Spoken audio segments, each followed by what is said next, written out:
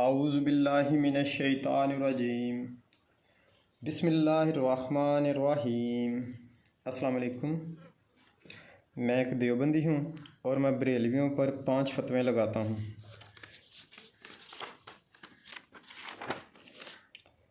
कि बरेलवी काफिर हैं, मुशरिक हैं, बिदती हैं और दार इस्लाम से खारिज हैं और मुनाफिक हैं, नमाज में मुनाफिकत करते हैं।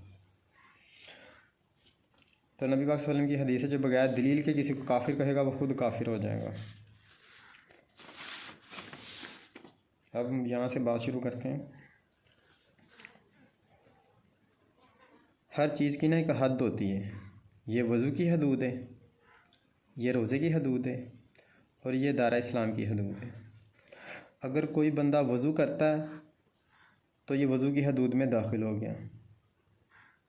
नबी की सुन्नत के मुताबिक फ़र्ज़ और सुन्नत से वज़ू करता है तो वज़ू की हदूद में दाखिल हो गया। ये मैं बताने लगा हूँ कि बंदे दार इस्लाम से खारजी कैसे होते हैं। जो मैंने अभी खारजी कहा है ना कि बरेलवी खारजी, उसकी दलील देने लगा। तो अगर कोई बंदा वज़ू करता है वज़ू की हदूद में दाखिल हो गया। अगर वो जानबूझ के यानी कि वो सो जाता है या उसका हवा खारिज हो जाती है या पेशाब पखाना करता है तो उसका वज़ू खारिज हो गया, यानी कि वज़ू की हदूद से बाहर निकल गया। ये उसका वज़ू अब टूट गया, खारिज हो गया है। क्या हुआ? वज़ू खारिज हुआ। यहाँ रोज़ा खारिज होगा, यहाँ पे बंदा दार इस्लाम से खारिज होगा। अब कोई बंदे रोज़े रखने की नीयत से सुबह फजर की अज़ान से पहले सैरी करता है रोज़े की नीयत से, तो ये रोज़े की हदूद में दाखिल हो गया। अब मगरिब की अज़ान से पहले कोई जानबूझ के चीज़ खा लेता है या अपनी बीवी से हमबिस्तरी करता है या जिन चीज़ों से रोज़ा टूटता है वो उनमें से कुछ भी करता है तो वो रोज़े की हदूद से बाहर निकल गया, यानी कि रोज़ा उसका टूट गया, खारिज हो गया। अब कोई हिंदू सिख ईसाई यहूदी है तो वो कलमा पढ़ता ला इलाहा इल्लल्लाह मुहम्मद रसूलुल्लाह, वो तो दार इस्लाम में दाखिल हो गया। अब दार इस्लाम में दाखिल होने के बाद ला इलाहा इल्लल्लाह का मतलब है तमाम आयतों पर, अल्लाह की आयतों पर ईमान लाना और मोहम्मद रसूलुल्लाह, मोहम्मद की हदीसों पर ईमान लाना। तो आयतें और हदीसों में से किसी आयत या हदीस का इनकार किया तो क्या हुआ? दारा इस्लाम से खारिज हो गया। जैसे वज़ू टूट जाता है, रोज़ा टूट जाता है, इसी तरह बंदे का ईमान भी टूट जाता है, दारा इस्लाम से खारिज हो जाता है। उसकी अभी दलील देता हूँ। तो अल्लाह हद से बढ़ने वालों को हदायत नहीं देता। ये सूरत मोमिन की 28 नंबर आयत हो। तो ये हदायत हद होती है। दारा इस्लाम मुसलमानों के लिए हद मुकर्रर है कुरान हदीस में, ठीक है। इसी तरह अल्लाह भी बात मिसाल से समझाता है। जैसे मैं आपको मिसाल दे के समझा रहा हूँ ना कि अल्लाह ताला ने इंसान का दिमाग इस तरह का बनाया कि मिसाल दे के समझाएं तो जल्दी समझता है। सूरत अनकबूत की 41 नंबर आयत में अल्लाह मिसाल दे के समझाता है। और फ़ज़ाइल सदक़ात किताब है, उसमें सफ़ा नंबर 36 पर 536 पर नबी सल्लल्लाहु अलैहि वसल्लम भी इसी तरह मिसाल दे के लाइनें लगा के ना, इस तरह नबी सल्लल्लाहु अलैहि वसल्लम लाइनें लगा के समझाते थे। ये हदीस है। तो नबी अब मैं बताने लगा हूँ कि बंदा कैसे ईमान लाने के बाद दोबारा काफिर हो जाता है। ये आयत से साबित करता हूँ।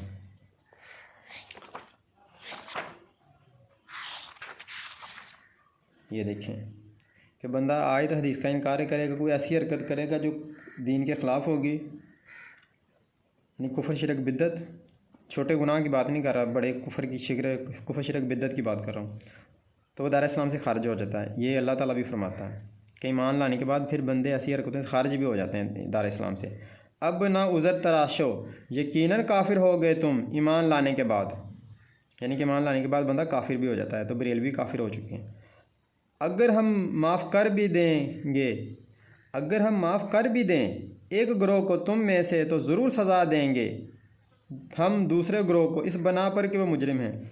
जो माफ़ी मांगेंगे, वापस कुफर शिरक बिदअत छोड़ के तौबा कर लेंगे, उन्हें तो अल्लाह माफ़ कर देगा। तो जो मुजरिम होंगे, जो नहीं माफ़ी मांगेंगे, उन्हें सज़ा होगी। ये एक आयत कि बंदा इस्लाम लाने के बाद फिर काफिर भी हो जाता है, ये दलील दे रहा हूँ। दूसरी ये सूरत तौबा की, ये सूरत तौबा की 66 नंबर आयत, ये सूरत तौबा की 74 नंबर आयत। कहा है उन्होंने कलमा कुफर और वो काफिर हो गए बाद इस्लाम लाने के, कि बंदा इस्लाम लाने के बाद काफिर भी हो जाता है, यानी कि दायरा इस्लाम से निकल जाता है। ऐसा नहीं कि कलमा पढ़ लिया तो जितनी मर्जी आयतों हदीसों का इनकार करो, ईमान को फ़र्क ही नहीं पड़ता, ऐसी बात नहीं है, बंदा काफिर हो जाता है। अब इनका नबी सल्लम से कोई तल्लुक़ नहीं है। जो काफिर हो गए उनका नबी सल्लम से कोई तल्लक नहीं। ये देखें, बेशक वो लोग जिन्होंने टुकड़े टुकड़े कर डाला अपने दीन को, यानी कि ग्रोह दर ग्रोह बन गए, फ़िरके बन गए। सहाबा कराम के ग्रोह जमात से हटकर जो फ़िरका जमात है वो फितना एक ग्रोह अलग फ़िरका उनकी बात हो रही है। बरेलवी भी उनमें शामिल है।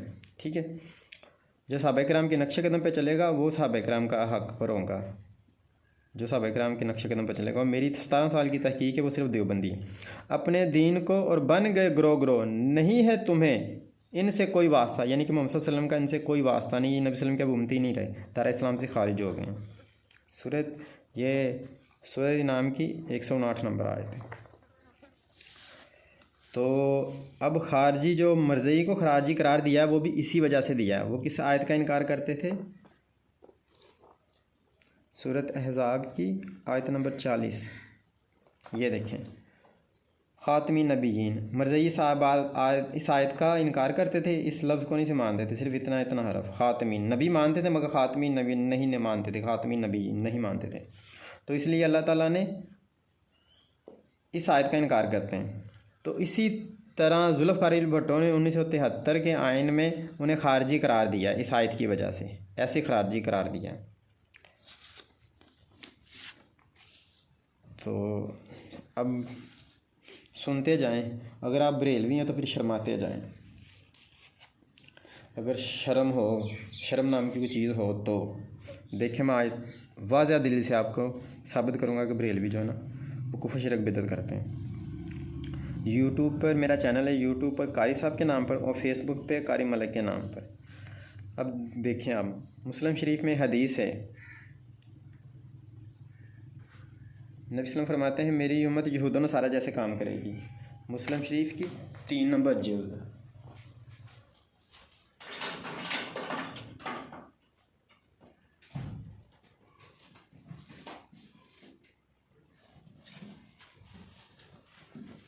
ये हदीस है, मेरी उम्मत यहूद व नसारा जैसे काम करेगी, 556। ये देखें, हज़रत अबू सईद खुदरी रज़ी अल्लाह अन्हो से रवायत है कि रसूलुल्लाह सल्लल्लाहु अलैहि वसल्लम ने फरमाया, तुम ज़रूर बिल ज़रूर अपने से पहले लोगों के तरीक़ों पर बिश्त बिश्त और हाथ हाथ चलोगे, यानी कि हू बहू, यहाँ तक कि अगर वो गो के सुराख में दाखिल हों तो भी तुम उनकी पैरवी करोगे। हमने अर्ज़ किया, ए अल्लाह के रसूल, यहूद व नसारा के तरीक़े पर, यानी कि सवाल किया कि हमसे पहले लोग कौन हैं? तो ये हज़रत सहाबी ने सवाल किया कि यहूद व नसारा के तरीक़े पर। आपने फरमाया और कौन? यानी कि यहूद व नसारा ही हैं, यानी कि यहूद व नसारा के नक्शे कदम पर चलेंगे। ये हदीस है। तब यहूद व नसारा ने किया क्या है वो देखें।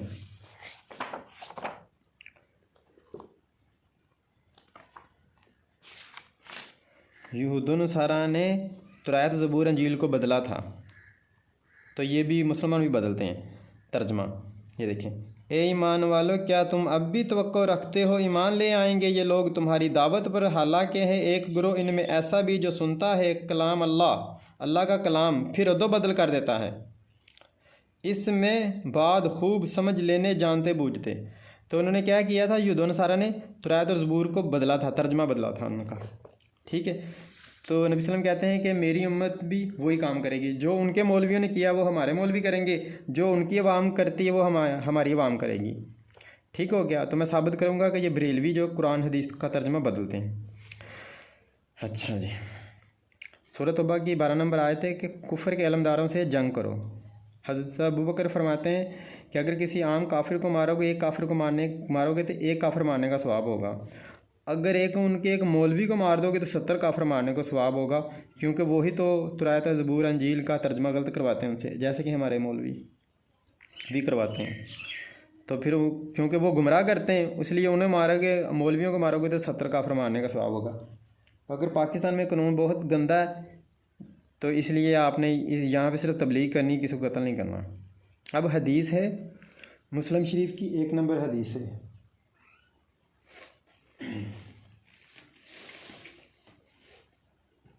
यह नबी सल्लम की हदीस है कि जो बग़ैर दिली का किसी को काफिर कहे वो खुद काफिर हो जाएगा।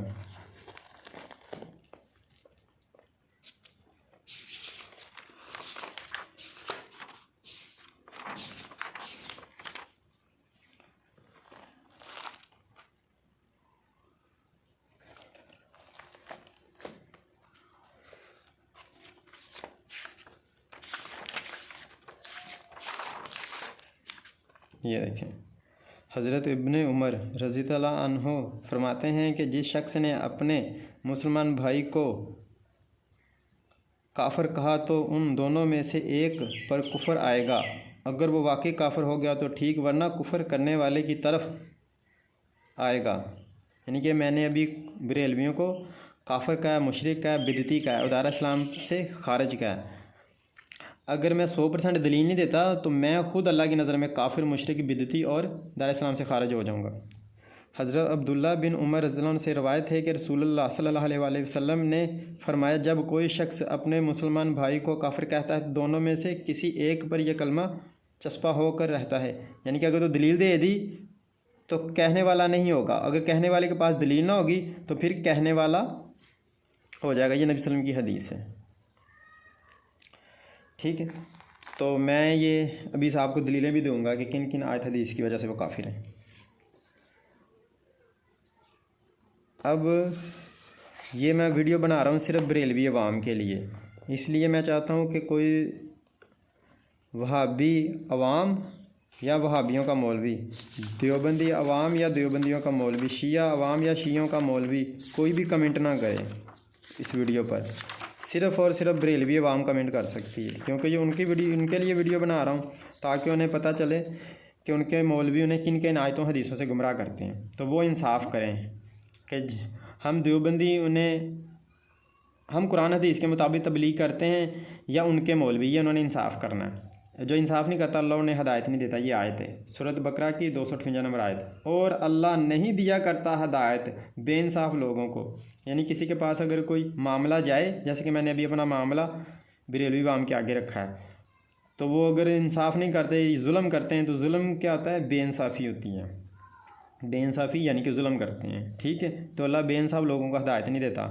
तो आपने इंसाफ करना है कि देवबंदी आपको हक़ की तरफ लेके जाते हैं या आपके मौलवी। मैं दलील देता हूँ कि हम आपको हक़ की तरफ बुलाते हैं, कुरान हदीस की तरफ, और वो आपको गुमराह करते हैं। किससे गुमराह करते हैं वो भी बताता हूँ, किन आयतों से गुमराह करते हैं वो। ये देखें,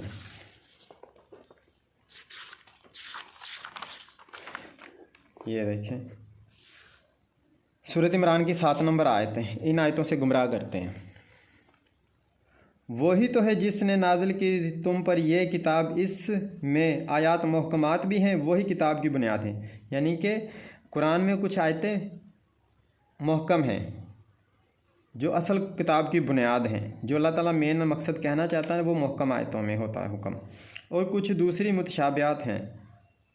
मुतशाबिहा यानी कि मिलती जुलती। मुतशाबिहा कहते हैं, महकम कहते हैं वो आयत जो एक अल्फाज का एक मायने होगा, और मुतशाबिहा कहते हैं जो एक अल्फाज के कई मायने होंगे। मिसाल हम नूर लफ्ज़ देख लेते हैं। नूर का मायने रोशनी भी होता है, हदायत भी होता है और रूह भी होता है। जो जिस्म में रूह दाखिल होती है उसे भी नूर कहते हैं। अब इतने अलग अलग मतलब हैं। बरेलवी इसका तर्जमा कर लेते हैं, शिया इसका, वहाबी इसका, मरज़ई इसका, देवबंदी इसका। इनमें से एक हक़ पे होता है। जैसे कि 73 फ़िरके होंगे, एक हक़ पे होगा 72 दोज़ख में जाएंगे। वो सिर्फ इन्हीं आयतों का तर्जमा गलत करने की वजह से जाएंगे। और कुछ दूसरी मुतशाबिहात हैं, सो वो लोग जिनके दिलों में कजी है, यानी कि जिनके दिल टेढ़े हैं, वो तो पीछे पड़े रहते हैं इन आयात के जो मुतशाबिह हैं। इनमें से तलाश में फ़ितने की। क्या तलाश करते हैं? फ़ितना। ये फ़ितना, हर फ़िरका एक नया फ़ितना है। तो सहाबा किराम की जमात से हटके जो भी उनके तरीके से हटके चलेगा ना, वो नया फ़िरका होगा। और देवबंदी ही का अकीदा जो सहाबा किराम के मुताबिक है। फ़ुरूई और यानी कि फ़ुरूई मसले को छोड़ के, क्योंकि वो फ़ुरूई इख्तिलाफ़ तो सहाबा में ही थे। मैं नज़रियाती इख्तिलाफ़ की बात कर रहा हूँ। और तलाश में इसकी हकीकत व माहियत को, जब इनके नहीं जानता इसकी हकीकत व माहियत को मगर अल्लाह ने ये आयतें नाज़िल की हैं, सबसे पहले अल्लाह जानता है। और दूसरा नंबर वो जिन्हें अल्लाह ताला चाहता है। और वो लोग जो पुख्ता कार हैं इल्म में, यानी कि मेरी नज़र में सिर्फ देवबंदी हैं, कहते हैं ईमान लाए हम इस पर सब का सब हमारे रब की तरफ से, और नहीं समझते ये नुक्ता, ये इन ब्रैकेट में लिखा हुआ है, ये नुक्ता, ये अहम बात। महकम और मुतशाबिहा का नुक्ता जो होता है ना, वो सिर्फ मगर दानिशमंद लोग, वो सिर्फ दानिशमंद लोग समझते हैं। इससे मुझे एक शेर याद आ गया, इससे आप बात समझेंगे एक नुक्ता दीन में कितना अहम होता है। ये देखें, ये लिखा हुआ दुआ, और इसके ऊपर नून डाल दे तो आइएगा दगा। ये देखें, नून एक नुक्ता डाल दिया तो दगा हो गया। ये लिखा हुआ महरम, ये महरम के इसके नीचे आगे जीम डाल का नुक्ता डाल देंगे तो होगा मुजरम।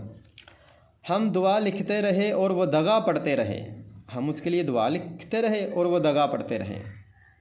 बस एक ही नुक्ते ने महरम से मुजरम बना दिया, यानी कि महरम दोस्त होता है, मुजरम दुश्मन होता है। और दीन में एक ही नुक्ता बहुत अहम होता है, यानी कि नासक मनसूख को समझना, अफजल गैर अफजल को समझना, मुहकम मुतशाबिहा को समझना, इज्तिहाद क़ियास को समझना। जब तक आप ये चीज़ें नहीं समझेंगे आप दीन नहीं सीख सकते। अब आगे ये दलील होगी। अब आगे बारी दूसरा है, ये कैसे गुमराह करते हैं। एक तो हो गया मुतशाबिह आयतों और दूसरा करते हैं क़ियास राइयों से। ये देखें, और नहीं पैरवी करते इनमें अक्सर लोग, यानी कि मुसलमानों के अगर 73 फ़िरके हुए हैं तो उनमें से 72 जो है ना वो मुतशाबिह और क़ियास राइयों के पीछे चलते हैं, मगर गुमान और क़ियास की, हालांकि गुमान नहीं पूरी करता ज़रूरत हक़ की, यानी कि जो आयत अल्लाह का अक्सर मकसद होता है आयत हदीस में, वो ज़रा भी पूरी नहीं करता। बेशक अल्लाह पूरी तरह बाखबर है इन अमाल से जो ये करते हैं, ये क़ियास राइयाँ करते हैं। मैं अभी साबित करूँगा। अभी तो मैं दलीलें दे रहा हूँ कि इनकी बुनियाद कहाँ से, इनके अक़ीदे की बुनियाद या तो मुतशाबिह आते हैं या क़ियास राइयाँ, ये मैं अभी बता रहा हूँ, अभी साबित भी करूँगा। ठीक हो गया, ये हो गई दलील। अब ज़रीद सूरत ज़रीद की 10 नंबर आयत में क़ियास से ही हुक्म लगाते हैं। ठीक है, और नबी सल्लल्लाहु अलैहि वसल्लम की हदीस है इब्ने माजा की 3 नंबर जिल्द, इब्ने माजा की 3 नंबर जिल्द में कि मेरी उम्मत में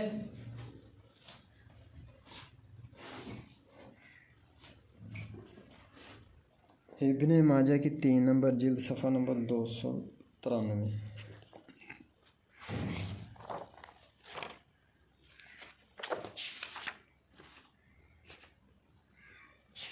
ये हदीस है। हदीस का नंबर है 3992, इब्ने माजा की जिल्द नंबर 100। रसूलुल्लाह सल्लल्लाहु अलैहि वसल्लम ने फरमाया, यहूदों के 71 फ़िरके हुए, इनमें एक जन्नती और 70 दोज़खी हैं, और नसारा के 72 फ़िरके हुए, इनमें 71 दोज़खी और एक जन्नत में जाएगा। कसम इस ज़ात की जिसके कब्ज़े में मोहम्मद सल्लल्लाहु अलैहि वसल्लम की जान है, मेरी उम्मत के 73 फ़िरके होंगे, एक फ़िरका जन्नत में जाएगा। यानी कि मैंने 17 साल में दलील की तहकीक की है, वो सिर्फ देवबंदी हैं। एक फ़िरका जन्नत में जाएगा और 72 दोज़खी होंगे। वो कौन से? उनमें से एक ही दलील आज दे रहा हूँ, बरेलवी। 72 फ़िरके जो दोज़ख में जाएंगे, जो 72 गलत होंगे जिनमें दोज़ख में जाएंगे, वो बरेलवी। जन्नत में जाने वाले देवबंदी। अभी कुरान से साबित करते हैं। और 72 दोज़खी होंगे।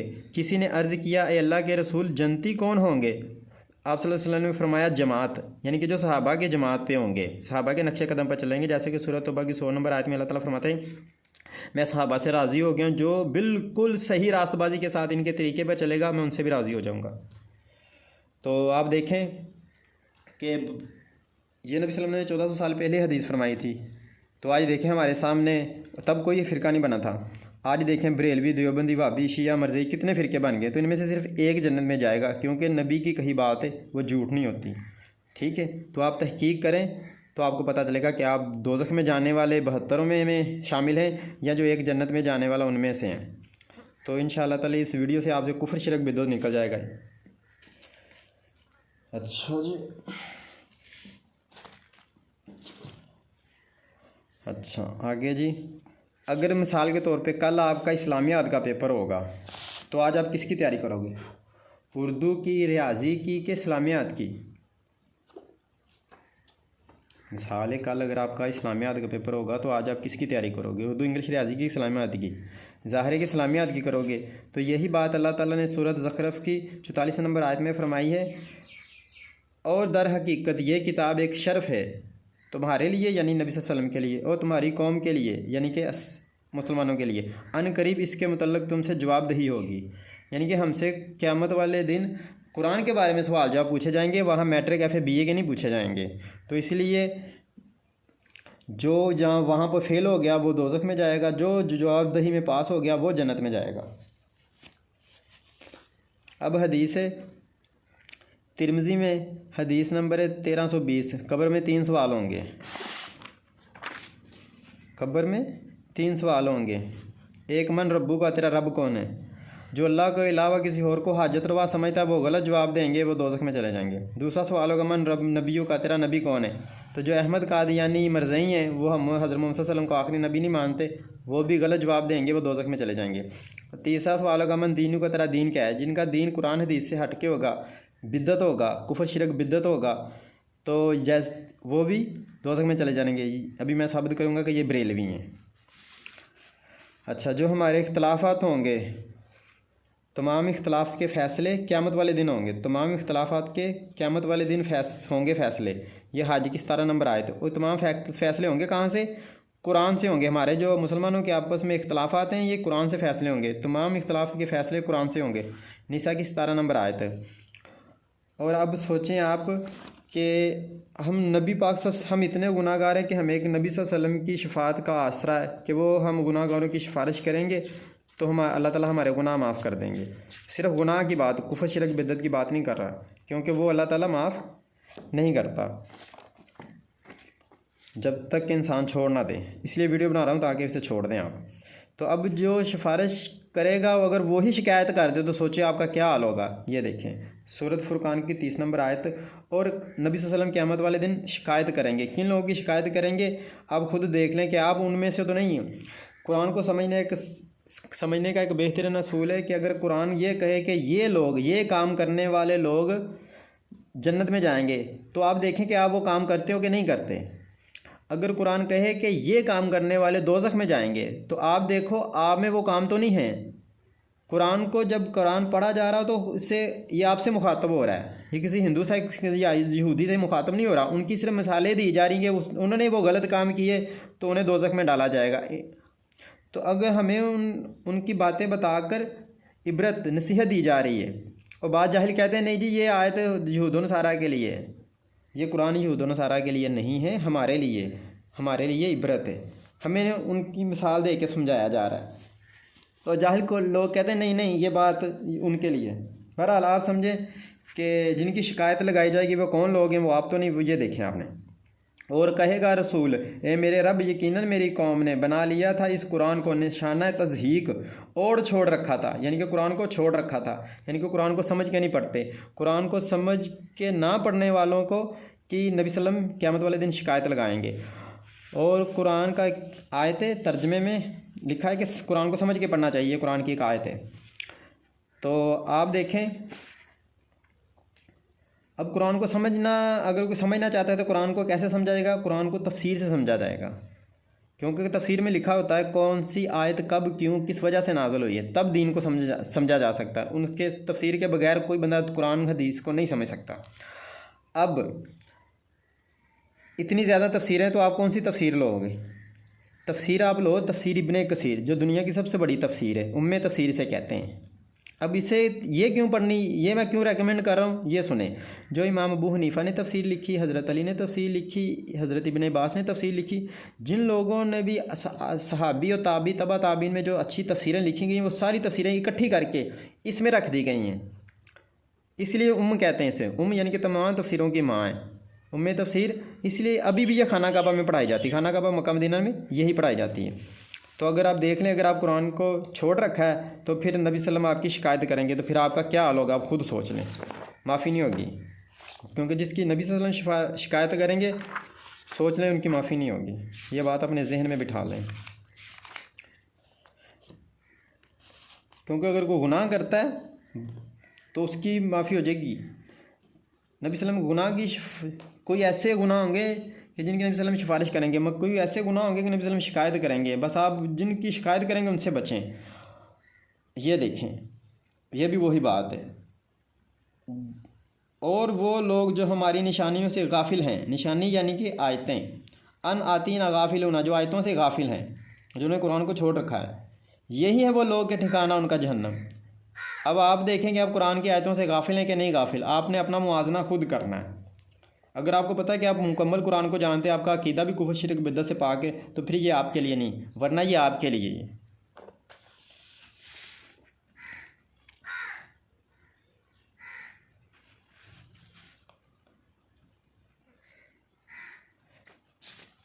अब गौर से देखना है। हम अपना और बरेलवियों का कुरान पढ़ने का फ़र्क बताते हैं कि वो कैसे कुरान पढ़ते हैं, हम कैसे पढ़ते हैं।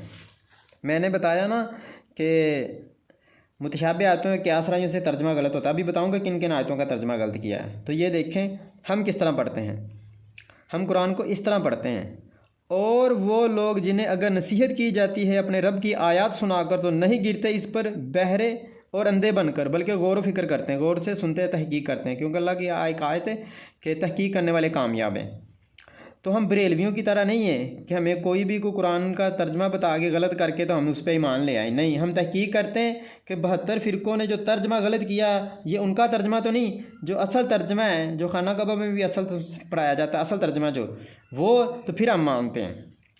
ठीक है, ये सूरत फुरकान की 73 नंबर आयत है कि आयतों, अल्लाह ताला खुद आयतों के बारे में मैं कह रहा है, आप खुद सोच लें क्यों कह रहा है अल्लाह ताला, क्योंकि कुरान में मुतशाबे आयत हैं, इसलिए अल्लाह ताला फरमाता है कि उसका तर्जमा गलत होता है। इसे कोई भी आपको कुरान का हवाला दे तो फ़ौरन उसे मान नहीं लेना, हो सकता है उसने तर्जमा गलत किया हो।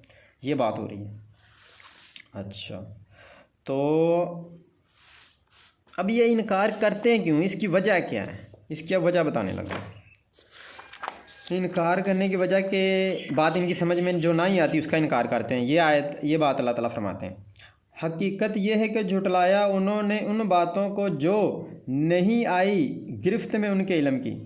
जो बात इनके इल्म में ना आए उसे झुटला देते हैं। ख़ास करके वहाबियों में सबसे ज़्यादा ये आदत है कि अगर कोई बात इख्तलाफ की नज़र आ रही, बज़ाहिर इख्तलाफ, यानी कि आयत में है कि नबी बशर है, हदीस में है कि नूर है, बज़ाहिर तो टकरा रहा है ना।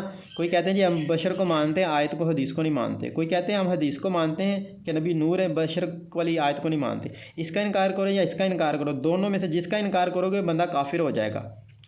अब इसे समझना कैसे वो आपको बताता हूँ। अल्लाह ताला फरमाते हैं,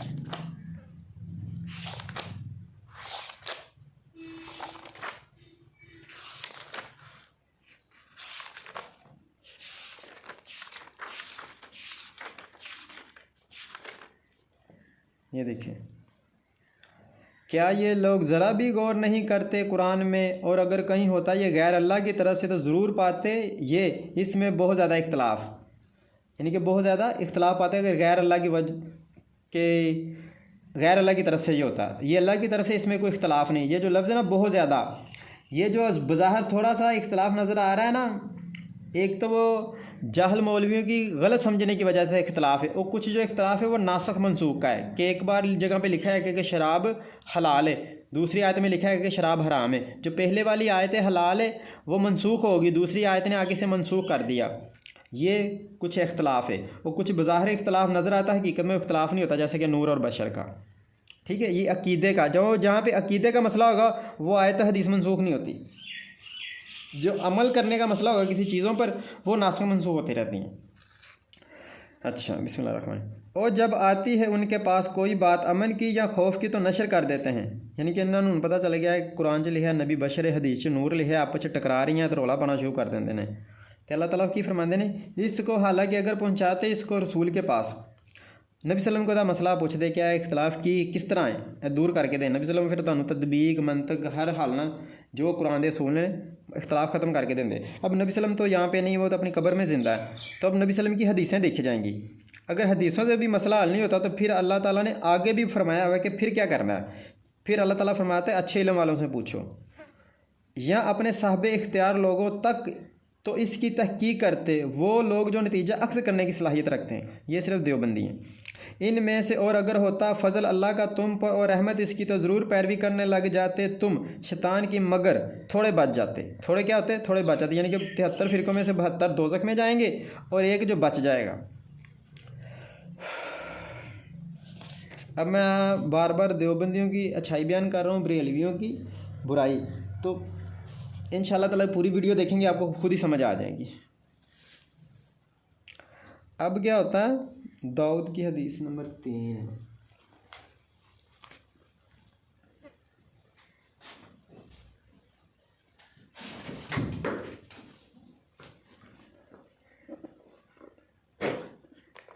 ये मैं बताने लगा हूँ कि बरेलवी मौलवी की ज़ुबान पर जो है ना, वो बरेलवी मौलवियों की दिल दिमाग और ज़ुबान पर शैतान का कंट्रोल होता है। ठीक है, ये हदीस है, ये देखें। और मैं तुमको आलम की गुमराही से डराता हूँ, इसलिए कि शैतान गुमराही की बात आलम की ज़ुबान से कहता है। ज़ाहिर है कुरान, ये जो कुरान हदीस का फिर तर्जमे गलत करके इतने ज़्यादा, एक कुरान के इतने ज़्यादा तर्जमे गलत करके फ़िरके बनाए, ये किसी दर्जी ने या मोची ने या वकील ने या जज ने या पुलिस या फ़ौज ने तो नहीं बनाए, ये मौलवियों का काम है। क्यों? क्योंकि शैतान जो है ना इनकी ज़ुबान पर बोलता है। जाहिल जो मौलवी होते हैं उनकी दिल, दिमाग और ज़ुबान पर शैतान का कंट्रोल होता है, ये हदीस है। तो मैं भी साबित करूँगा कि बरेलवी भी उन्हीं में से हैं। ठीक हो गया। अब सूरत बकरा की 42 नंबर आयत है, हक़ पर मुतशाबिह का रंग ना चढ़ाओ। ये हदीस है, जो मुसलमान किसी काफिर को कत्ल कर दे या उसे मुसलमान कर दे तो उस पर जन्नत वाजिब हो जाती है, दोज़ख हराम हो जाती है। तो ये मैंने हदीस पढ़ी, इसका हवाला भी मुझे याद नहीं, जब याद आएगा तो ढूंढूंगा तो फिर ऐड कर दूंगा। तो अब ये बरेलवी क्या करते हैं, आयत हदीस का इनकार करते, कुफ्र करते हैं। ये उनकी सिर्फ बात नहीं हो रही, जो तुरायत जो कुरान जो हिंदू सिख ईसाई यहूदी उन काफिरों की बात नहीं हो रही।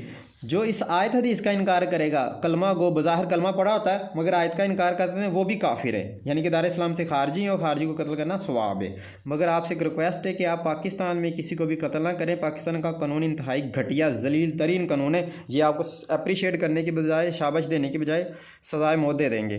तो आप सिर्फ इन्हें तबलीग करें, एक कत्ल करना, दूसरा क्या मुसलमान करना। तो आप इन्हें मुसलमान करें ताकि आपके लिए जन्नत वाजिब हो जाए, दोज़ख हराम हो जाए। अब बरेलवी क्या करते हैं, अल्लाह की आयतों को नीचा करते हैं, और देवबंदी क्या करते हैं, अल्लाह की आयतों को ऊंचा करते हैं। मैं अभी साबित करूंगा, बरेलवी नीचा करते हैं आयतों को, अपनी बात को ऊपर करते हैं, और हम अपनी ख्वाहिशात पे नहीं चलते हैं, हम अल्लाह की आयतों पर चलते हैं, अल्लाह की आयतों को ऊंचा करते हैं। ठीक है, बरेलवी आयतों को नीचा करते हैं और देवबंदी आयतों को बुलंद करते हैं। ये हज की, अल्लाह अकबर।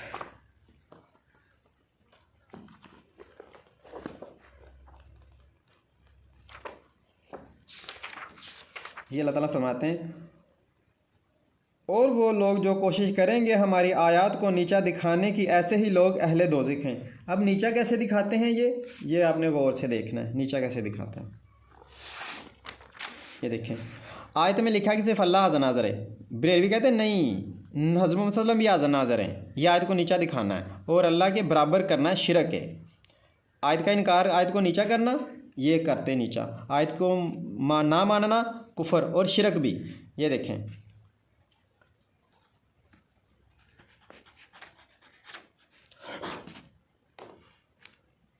आयत का इनकार करना कुफर होता है। ठीक है, अल्लाह की ज़ात सिफ़ात में किसी को शामिल करना वो शिरक होता है, ये वाला शिरक। अब आयत में कि अल्लाह हाज़िर नाज़िर है, अल्लाह कुल्ले मुख्तियार है, अल्लाह हाजत रवा है और अल्लाह इल्म गैब जानता है। हम कहते हैं कि अल्लाह का सबसे ऊपर दर्जा, ये अल्लाह की सिफ़ात है, इसमें कोई भी शरीक नहीं। अब बरेलवी कहते हैं कि नहीं, यहाँ पर जितनी पावर अल्लाह के पास है उतनी नबी सल्लल्लाहु अलैहि वसल्लम को भी अता की हुई है, हालांकि इनके अता की कोई दलील नहीं है। ठीक है, तो ये क्या है, इन आयतों को मुखालफत करते हैं, इसका तर्ज, इन आयतों की मुखालफत करते हैं यानी कि इनकार करते हैं, तो अल्लाह के बराबर करते हैं तो शिरक हो जाता है। तो अल्लाह की आयतों को नीचा दिखाते हैं। ये कहते हैं मोहम्मद सल्लल्लाहु अलैहि वसल्लम की ज़ात भी ना अल्लाह के बराबर है, यानी कि अल्लाह भी हाज़िर नाज़िर है, मोहम्मद सल्लल्लाहु अलैहि वसल्लम भी हाज़िर नाज़िर है। अल्लाह भी कुल्ले मुख्तार है, मोहम्मद नबी सल्लल्लाहु अलैहि वसल्लम भी कुल्ले मुख्तार है। अल्लाह भी हाजत रवा है तो नबी सल्लल्लाहु अलैहि वसल्लम भी हाजत रवा है। अल्लाह भी इल्म गैब जानता है तो मोहम्मद सल्लल्लाहु अलैहि वसल्लम भी इल्म गैब जानते हैं। ये बराबर कर देते हैं, हम इसको नहीं मानते। अभी आपको आयता भी दिखाऊंगा। हम जो कहते हैं वो ये कि सबसे ऊपर दर्जा अल्लाह का, उसके बाद मोहम्मद सल्लल्लाहु अलैहि वसल्लम का दर्जा है, उसके बाद तमाम अंबिया का दर्जा है, उसके बाद मोहम्मद सल्लल्लाहु अलैहि वसल्लम के सहाबा का दर्जा है, उसके बाद दूसरे अंबिया के सहाबा का दर्जा है, और उसके बाद यहाँ पर उलमाए हक़ जो मुसलमान हैं उनका दर्जा, यानी कि देवबंदियों का, देवबंदियों के आलमों का, और उसके बाद आम मुसलमानों का, यानी कि जो पक्के मुसलमान हो यानी कि देवबंदी, और उसके बाद हिंदू सिख ईसाई यहूदी इंसानों का दर्जा नहीं है, जानवरों का दर्जा है। कि अगर कोई कहे नहीं जी अल्लाह ताला ने तो इंसान को अफजल बनाया जानवर से, तो उसके मैं ये बता दूं कि कुरान में आयत है वो उनके लिए है जो ईमान लाते हैं, और जो आयतों का इनकार करते हैं, कुरान में आयत है कि अल्लाह ताला फरमाते हैं वो जानवर से भी बदतर हैं, उनसे जानवर बेहतर हैं। ठीक हो गया, ये आयतों को नीचा करते हैं। तो देवबंदी क्या करते हैं, आयतों को ही बुलंद करते हैं। ये देखें, और कर दिया बोल काफरों का नीचा, अभी मैं करूँगा इंशाल्लाह ताला, और बोल अल्लाह का वो तो है ही ऊंचा, तो इंशाल्लाह अभी मैं साबित करूँगा कि अल्लाह का बोल ही ऊंचा है। तो यहाँ पर बात ख़त्म हो गई। अब मैं आपको तबलीग शुरू करने लगा। तमहीद मैंने बांध दी है, अब आप बात को इंशाल्लाह आसानी से समझ जाएंगे। ठीक है, अब किन किन आयतों का इनकार करते हैं? हर मसले पे अलग अलग वीडियो बनी है, विच 8 चीज़ों का इनकार करते हैं। एक, नबी वसल्लम को बशर, नबी की ज़ात को बशर नहीं मानते। सूरत कहफ की 110 नंबर आयत का तर्जमा गलत करके इन्ना माँ का मतलब होता है बेशक, और ये ज़ाहरी तौर पर कर देते हैं। इस वीडियो जो बशर वाली वीडियो है आपको पता चल जाएगा। और सूरत इनाम की 50 नंबर आयत है, नबी इल्म गैब नहीं जानते, इस भी आयत को भी नहीं मानते। इराफ़ की 188 नंबर आयत है, मोहम्मद सल्लल्लाहु अलैहि वसल्लम कुल्ले मुख्तार नहीं, इस आयत को नहीं मानते। इमरान की 44 और मुजादला की 7 नंबर आयत है, नबी सल्लल्लाहु हाज़िर नाज़िर नहीं है, इस आयत को नहीं मानते। सूरह शूरा की 51 और इनाम की 103 नंबर आयत है कि मोहम्मद सल्लल्लाहु अलैहि वसल्लम ने अल्लाह को अपनी आंखों से नहीं देखा था, दिल से देखा था और ख्वाब में देखा था। ठीक है, इस आयत को नहीं मानते। अल्लाह के अलावा किसी से मदद नहीं मांग सकते, या का नाबुद या का नस्तईन, इस आयत को नहीं मानते। अल्लाह के अलावा किसी के नाम का देना शिरक भी है, हराम भी है। सूरत बकरा की 173 नंबर आयत, इसको भी नहीं मानते। मिलाद जो है वो बिदत हसना नहीं है, बिदत हसना होता है नबी सल्लम और सहाबा का तरीका, नबी सल्लम और सहाबा का तरीका। तो बिदत सैया होता है मौलवियों का तरीका। ठीक है, तो ये नबी सल्लम यानी कि बिदत जो मिलाद करते हैं ये वो बिदत हसना नहीं है, नबी और सहाबा का तरीका नहीं है, बल्कि वो बिदत सैया यानी कि मौलवियों का तरीका है। बिस्मिल्लाहिर्रहमानिर्रहीम। अब यहाँ से शुरू होने लगे। मसला क्या नंबर है 6, मोहम्मद सल्लल्लाहु अलैहि वसल्लम हाज़िर नाज़िर हैं या नहीं? बरेलवी कहते हैं जी ये बरेलवियों की दलीलें हैं, ये उनकी आयतें, ये हदीसें। ये देवबंदियों की दलीलें हैं, ये आयतें और ये हदीसें। तो इंशाल्लाह अभी मैं इनकी हर आयत और हदीस का जो गलत तर्जमा करके आपको गुमराह करते हैं अभी ख़त्म कर दूँगा, रिजेक्ट कर दो इनकी दलील इंशाल्लाह ताला। तो इनका जो दावा है ना, दावा इनका कुछ होता है, दलील कुछ होती है। इनका कोई भी दावा दलील से मैच नहीं करता, सिर्फ इन्होंने क्यासराइयाँ करके उन्हें जोड़ा होता है या मुतशाबे आयतों से जोड़ा होता है। वो एक बहुत ही मशहूर कहावत है, क्या उसे कहते हैं, कहीं की ईंट कहीं का रोड़ा, बनामती ने, ऐसा कोई नाम है वो हिंदी औरत का, उसने कुंभा जोड़ा। तो इसी तरह ही ना बरेलवियों ने भी क्या किया हुआ है, कहीं की ईंट कहीं का रोड़ा लिया लहा, यानी कि जमा कर के या मुतशाबिह क़यास से उन्होंने ना अपना अकीदा जोड़ा हुआ है। असल वो अकीदा उनका ना है नहीं, यानी कि इस तरह कुरान से नहीं साबित होता, वो सिर्फ तर्जमा गलत करके उन्होंने किया हुआ है। तो सबसे पहले हम ये साबित करते हैं कुरान से उन्होंने किस आयत का तर्जमा गलत किया है। सूरत अहज़ाब की 45 नंबर आयत का तर्जमा गलत किया हुआ उन्होंने। तो ये है उनका कंजुल ईमान, सूरत अहज़ाब की 45 नंबर आयत, ये बरेलवी की आयतें, ये हदीस हैं। तो एक एक आयत एक एक हदीस का तर्जमा आपको बताता जाऊंगा गलत किया। ये सूरत अहज़ाब की 45 नंबर आयत है। अल्लाह अकबर।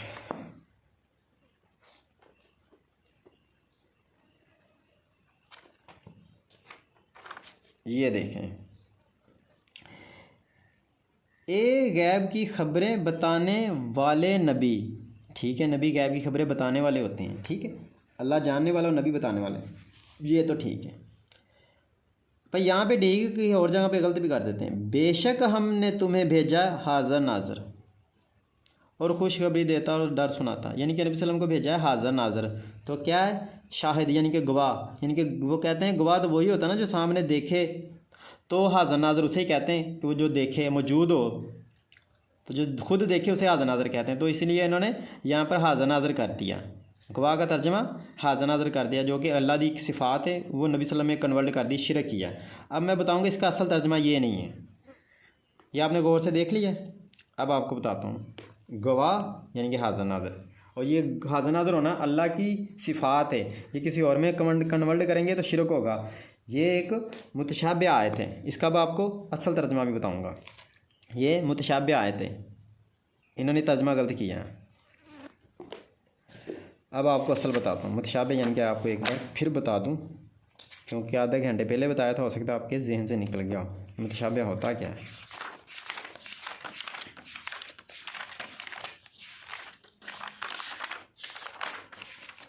ये मुतशाबिह आयतें होती हैं जिनसे फितने फसाद पैदा होते हैं। ठीक है, मुतशाबिह आयतों से फितने बनते हैं, तो ये फितने बनाते हैं।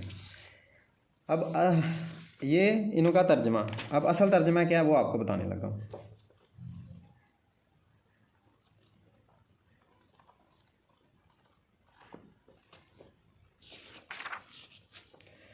असल तर्जमा गवाह है, ए नबी बेशक हम ही ने भेजा है तुमको गवाह बनाकर, बशारत देने वाला और डराने वाला बनाकर, यानी कि असल तर्जमा गवाह है। तो अब इसका असल कहाँ से पढ़ेंगे, इनकी ये दलील मैं कहाँ से रिजेक्ट करूँगा। पहले आपको इनका गलत तर्जमा दिखा दिया, ये इनका गलत तर्जमा है। अब असल तर्जमा भी दिखा दिया, गवाह है, हाज़र नाज़र नहीं है। और अब इनकी दलील को रिजेक्ट कैसे करूँगा, ये वो आपने देखना है। ये देखें सूरत बकरा की 143 नंबर आयत में, ये अभी सब फारग हो जाएंगे। ये देखें, और इसी तरह बना दिया है हमने तुमको एक उम्मत मुतद्दल, यानी कि ना हद से आगे जाने वाली ना हद से पीछे रहने वाली, यानी कि इंसाफ के अंदर, हदूद के अंदर रहने वाली, इंसाफ करने वाली, ताकि बनो तुम गवाह लोगों पर और हो रसूल सल्लल्लाहु अलैहि वसल्लम तुम पर गवाही देने वाले। अब इस अगर ये गवाह का तर्जमा अगर हाज़र नाज़री होगा तो फिर तो ये मुसलमान भी हाज़र नाज़र हो गए, तो हाज़र नाज़र होना तो फिर मजाक बन गया, अल्लाह की ख़ास सिफ़ात तो ना रही, ये तो हर किसी में कन्वर्ट हो जाएगी। तो इसका असल मतलब क्या था, इस आयत को अगर समझना है इसको कि गवाह बनाया तो किस चीज़ के गवाह थे, हाज़र नाज़र नहीं, इसको इससे समझना है। अब इसको अगर समझना है तो इसकी तफसीर से समझना पड़ेगा कि असल ये बात है क्या जिसकी वजह से ये कहना पड़ा है कि मुसलमान तुम गवाह होगे और रसूल तुम पर गवाह होंगे। किस वजह से ये कहना पड़ा था वो देखें आप। जो हज़रत नूह की उम्मत होगी ना, वो कहेगी जी हमें तो तबलीग की ही नहीं किसी ने, वो मुकर जाएगी। तो फिर यहाँ ये मसला बयान होगा क़यामत वाले दिन। मुसनद अहमद में है कि रसूलुल्लाह सल्लल्लाहु अलैहि वसल्लम फरमाते हैं, नूह को क़यामत के दिन बुलाया जाएगा और इनसे दरियाफ़्त किया जाएगा कि क्या तूने मेरा पैगाम मेरे बंदों को पहुंचा दिया था। वो कहेंगे हाँ या अल्लाह पहुंचा दिया था। इसके बाद इनकी उम्मत को बुलाया जाएगा और इनसे पूछा जाएगा कि क्या नूह अलैहिस्सलाम ने मेरी बातें तुम्हें पहुँचाई थी। वो साफ़ इनकार करेंगे, क्या करेंगे, साफ़ इनकार कर देंगे और कहेंगे हमारे पास कोई डराने वाला नहीं आया। नूह से कहा जाएगा कि तुम्हारी उम्मत इनकार करती है, तुम गवाह पेश करो। तब गवाह के तौर पर मुसलमान पेश होंगे और मुसलमानों की गवाही के लिए आगे नबी सल्लम पेश होंगे। वो कहेंगे हाँ मोहम्मद सल्लल्लाहु अलैहि वसल्लम और आप सल्लल्लाहु अलैहि वसल्लम की उम्मत मेरी गवाह है। ये हज़रत नूह कहेंगे। यही मतलब है इस आयत में। अब तुम्हें बुलाया जाएगा यानी कि हमें, और तुम गवाही दोगे और मैं तुम पर गवाही दूंगा। यानी कि हम कुरान से हमने पढ़ लिया है कि हज़रत नूह ने अपनी उम्मत को पैगाम दिया था, जब वो मुकर जाएगी तो हम गवाही देंगे। नहीं जी, हमने पढ़ा था, मुसलमान है, हम गवाही देते हैं कि हमने कुरान में पढ़ा है कि हज़रत नूह ने तबलीग की थी, ये उनकी उम्मत झूठ बोल रही है। तो जब हमसे पूछा जाएगा कि तुमने कहाँ से पढ़ा था, तुम्हारे पास क्या दलील है, तो फिर नबी सल्लल्लाहु अलैहि वसल्लम हम पर गवाह होंगे, हम पे गवाही देंगे कि हाँ मेरी उम्मत सच कहती है, कुरान में यही लिखा हुआ था। ये असल मसला ये है जिसका इन्होंने क्या कर दिया, हाज़र नाज़र गवाह को बना दिया। गवाह इस मसले में होगा कि हम हज़रत नूह की उम्मत पर गवाही देंगे और नबी सल्लल्लाहु अलैहि वसल्लम हम पर गवाही देंगे, ये लिखा हुआ है। और इस तरह बना दिया हमने तुमको मुतअद्दिल उम्मत, यानी कि साफ़ करने वाली, ताकि बनो तुम गवाह लोगों पर, हज़रत नूह की उम्मत पर, और हो रसूल सल्लल्लाहु अलैहि वसल्लम तुम पर गवाही देने वाले। ये असल मतलब है। तो बगैरता ने तर्जमा गलत कर देता, शर्म नहीं आती इन्होंने, डुब के मर जाना चाहिए, कुरान का तर्जमा गलत कर देता। जलील लोग। अब मैं आप बरेलवी अवाम को एक बात बताता हूँ, अगर आपकी माँ बहन को कुछ छेड़े, उसकी इज़्ज़त ख़राब करे, तो आप क्या करेंगे, ज़ाहिर उसे मारेंगे ना। तो यार ये कुरान आपकी नज़र में कुछ इज़्ज़त नहीं इस कुरान की, आपकी माँ बहन से भी कम इज़्ज़त है इसकी, कि जो इसका तर्जमा गलत करता आप उसे कुछ नहीं कहते। इसका तो ये मतलब हुआ ना कि आपकी माँ बहन की इज़्ज़त आपकी नज़र में अहम है, कुरान की कोई इज़्ज़त नहीं। इसका जैसे मर्जी कोई बेइज्जती करे, इसका कुरान का तर्जमा गलत करे, आपकी गैरत नहीं जागती। ये आपके मौलवी करते हैं। मैं ये नहीं कहता उन्हें कत्ल कर दो, पाकिस्तानी कानून बड़ा गंदा, कत्ल ना करना उन्होंने खोतियां ਨੂੰ। सिर्फ उन्होंने दलीलां दे के सरेआम हर जगह तो झूठियां साबित करो कि हाँ उन्होंने आवाम ही उन्होंने जुतियां मारे। फिर कहना पे कत्ल ना कर देना, बड़ी गंदी अदलिया साडी पुलिस और अदलिया इंतहा दर्जे की गंदी है, उन्हें तुहाडे पिछे पै जाना। तो एक नूं मारन दे तो कुछ नहीं होना, होर भी गए ने बरेलवी, इसलिए तबलीग करनी है। इनकी ये आयत मैंने गलत साबित कर दी कि इनका तर्जमा गलत किया हुआ है। वहाँ पे गवाह बनता है, गवाह आगे कहाँ पे, ये इसकी दलील हमने दे दी, इसकी ये इसकी दलील हो गई। ठीक हो गया। अब इनकी ये दूसरी रिजेक्ट करते हैं। क्या है जी, अल्लाह ताला ने नबी वसल्लम को तमाम इख्तियारात अता कर दिए हैं, तो उनकी कोई दलील नहीं इनके पास, अता कर दिए। कहते हैं जी अताई इल्म मानते हैं, अताई हाज़िर नाज़िर, अताई इख्तियार है, कुल्ले मुख्तियार भी अता कर दिया। तो इनके पास कोई दलील नहीं, एक किस हदीस की मुखालफत करते हैं। हमारे पास जो दलील है वो दिखाते हैं कि वो किस हदीस का इनकार करते हैं। ये देखें,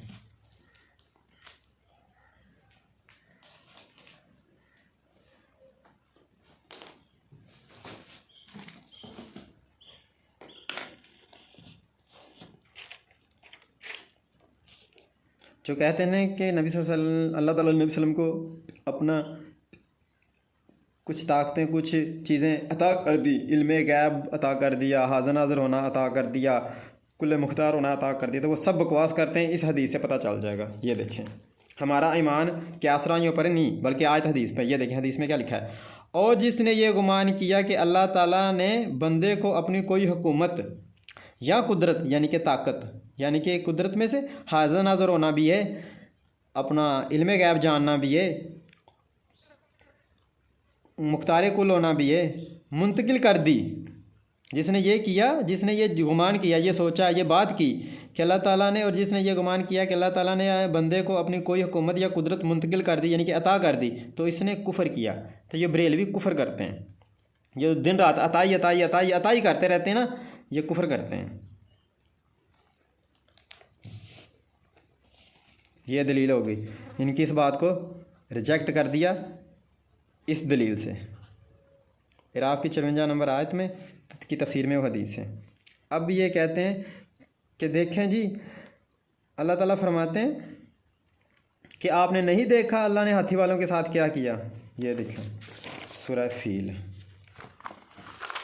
ये उनकी दलील है। तो भी मैं इसे रिजेक्ट करता हूँ। बस आपको ये तर्जमा गलत करके गुमराह करते हैं, मुख्तसर बात ये। तो मैं इंशाअल्लाह ताला एक एक इनकी आयत हदीस को जो ना बताता जाऊंगा कि इन्होंने किस किस आयत हदीस का तर्जमा गलत करके आपको गुमराह किया। तो ये देखें, ये सूरह फील की पहली नंबर आयत है। क्या नहीं देखा तुमने क्या मामला किया तुम्हारे रब ने हाथी वालों के साथ।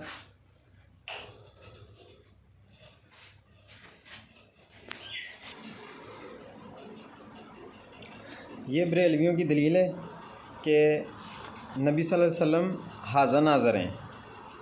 कैसे, वो देखें। अभी इसको रिजेक्ट करते हैं। क्या नहीं देखा तुमने यानी कि मोहम्मद सल्लल्लाहु अलैहि वसल्लम ने क्या मामला किया तुम्हारे रब ने हाथी वाले के साथ, यानी कि नबी सल्लल्लाहु अलैहि वसल्लम के पैदाइश से भी 40 साल तकरीबन पहले का वाक़या है। जितने साल भी होंगे वो अलग बात है। चलो, ये नबी सल्लल्लाहु अलैहि वसल्लम की पैदाइश से पहले का वाक़या है। तो अल्लाह ताला कहता है क्या तूने नहीं देखा। अब देखता तो वही जो वहाँ पे मौजूद हो, गवाह हो, हाज़िर नाज़िर हो। तो इसलिए इससे ये क़यास करते हैं कि नबी सल्लल्लाहु अलैहि वसल्लम को ये बात अगर कही गई है तो नबी सल्लल्लाहु अलैहि वसल्लम के कहा गया है कि क्या तुमने नहीं देखा कि हाथी वालों के साथ अल्लाह ताला ने क्या किया। तो नबी सल्लल्लाहु अलैहि वसल्लम ने इस वाक़े को देखा था, तो इसका साबित होता है कि नबी सल्लल्लाहु अलैहि वसल्लम हाज़िर नाज़िर है। तो मैं अभी ये साबित करूँगा कि ये इनकी ये जहालियत है।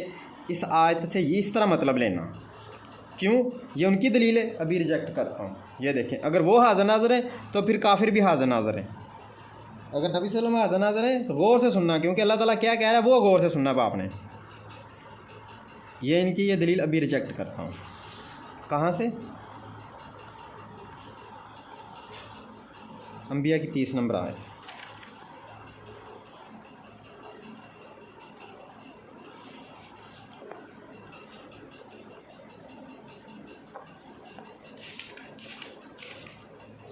ये देखो, वही लफ्ज़ हैं। क्या नहीं देखा इन काफिरों ने कि आसमान व ज़मीन थे दोनों बाहम मिले हुए। ये शुरू से जब ज़मीन आसमान को अल्लाह ताला ने जुदा किया है, शुरू से बात हो रही है। तो ये अल्लाह ताला काफिरों को कह रहा है। तो काफिरों को तो उससे भी पहले की बात अल्लाह बता रहा था। इसका क्या मतलब हो गया कि काफिर भी हाज़िर नाज़िर हो गए हैं। और क्या नहीं देखा काफरों ने कि आसमान व ज़मीन थे दोनों बाहम मिले हुए, फिर हमने उन्हें जुदा किया और पैदा की हमने पानी से हर जानदार चीज़, तो क्या फिर ये ईमान नहीं लाएंगे। अब यही वो लफ्ज़ हैं। अब नबी सल्लल्लाहु अलैहि वसल्लम से जो वाक़या हुआ वो तो नबी सल्लल्लाहु अलैहि वसल्लम के तकरीबन पैदाइश से पहले का है, 50 30 40 साल जितने भी होंगे। तो यहाँ पर क्या है, यहाँ तो जो काफरों को कहा जा रहा है वो तो ज़मीन आसमान बनने के पहले की बात हो रही, ज़मीन आसमान की बात हो रही। तो इसका क्या मतलब, अगर यही तर्जमा इनके बनाए हुए तर्जमे को अगर मान लिया जाए कि नबी सल्लम हाज़िर नाज़िर है, नबी सल्लम ने देखा है, तो नबी सल्लम ने देखा क्या नहीं देखा, इसका ये मतलब होगा कि नबी सल्लम हाज़िर नाज़िर है, तो इसका तो हाज़िर नाज़िर का तो फिर काफिर भी हाज़िर नाज़िर हो गए। इस तरह तर्जमा नहीं होता, ये इनकी जहालियत है, गुमराह कर रहे हैं आपको आयत हदीस का तर्जमा गलत करके।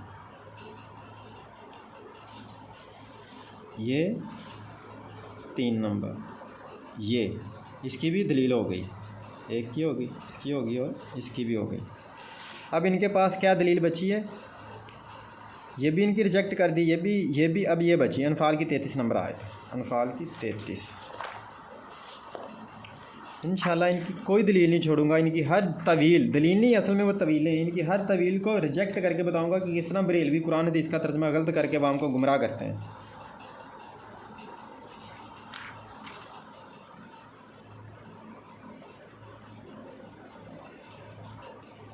ये देखें, और नहीं है अल्लाह ऐसा कि अजाब दे उनको जबकि तुम ए नबी उनमें मौजूद हो, यानी कि मौजूद होना क्या होता है, हाज़िर नाज़िर होना। इससे वो कहते हैं नबी सल्लल्लाहु अलैहि वसल्लम हाज़िर नाज़िर हैं।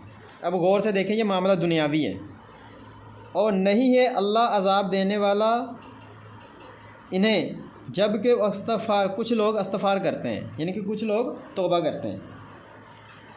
अब इस आयत को कैसे रिजेक्ट किया जाएगा, अगली आयत से आराम से पता चल जाएगा ये कब का वाक़या क्यों है। और अब कौन सी बात है कि मैं इनको अजाब ना दूँ, यानी कि दुनियावी अजाब सज़ा इनको अल्लाह जब कि वो रोक रहे हैं रास्ता मस्जिद एहराम का। अब तो अल्लाह ताला उन्हें अजाब दे रहा है, यानी कि उन्हें सज़ा दे रहा है। उन्हें सहाबा के हाथों वो जलील हुए थे, कफ़ार मक्का। हालांकि नहीं है वो इसके जायज़ मुतवल्ली, नहीं है इसके मुतवल्ली मगर अहले तकवा, लेकिन इनकी अक्सरियत इस बात से बेखबर है। तो अब यहाँ पे तो ये अल्लाह कह रहा है कि नबी सल्लम की मौजूदगी में कह रहा है, ये आयत नबी सल्लम पर नाज़िल हुई ना, नबी सल्लम की मौजूदगी में अल्लाह ताला कह रहा है कि अब आपको सज़ा मिलेगी। यहाँ पे कह रहा है कि सज़ा नहीं मिलेगी, जो ना सज़ा नहीं मिलेगी वो आसमानी बात हो रही है, और जो सज़ा मिलेगी वो दुनियावी जो मुसलमानों के हाथों से मिलेगी उसकी बात हो रही। पर नबी सल्लम तो यहाँ भी मौजूद थे। तो अगर मौजूद का मतलब ये नहीं हाज़िर नाज़िर होना है, मौजूद का मतलब ये वहाँ उस वक्त की, सिर्फ मुख्तसर उस वक्त की बात हो रही है। तो मौजूद का लफ्ज़ जहाँ पे देखते हैं वहाँ पे ये पागल जाहलों की तरह शुरू कर देते हैं कि जी हाज़िर नाज़िर हाज़िर नाज़िर हाज़िर नाज़िर। अब हाज़िर नाज़िर होता तो अभी आपको आयत से भी बताता हूँ मैं, इनकी ये भी दलील रद्द हो गई। अब एक आयत है उससे भी ये मतलब ये निकालते हैं कि नबी सल्लम हाज़िर नाज़िर हैं। अब नबी सल्लम की एक हदीस है तिरमिज़ी में, तिरमिज़ी जिल्द नंबर 2, इनका दावा कुछ होता है दलील कुछ होती है, इनका कोई भी दावा दलील से मैच नहीं करता।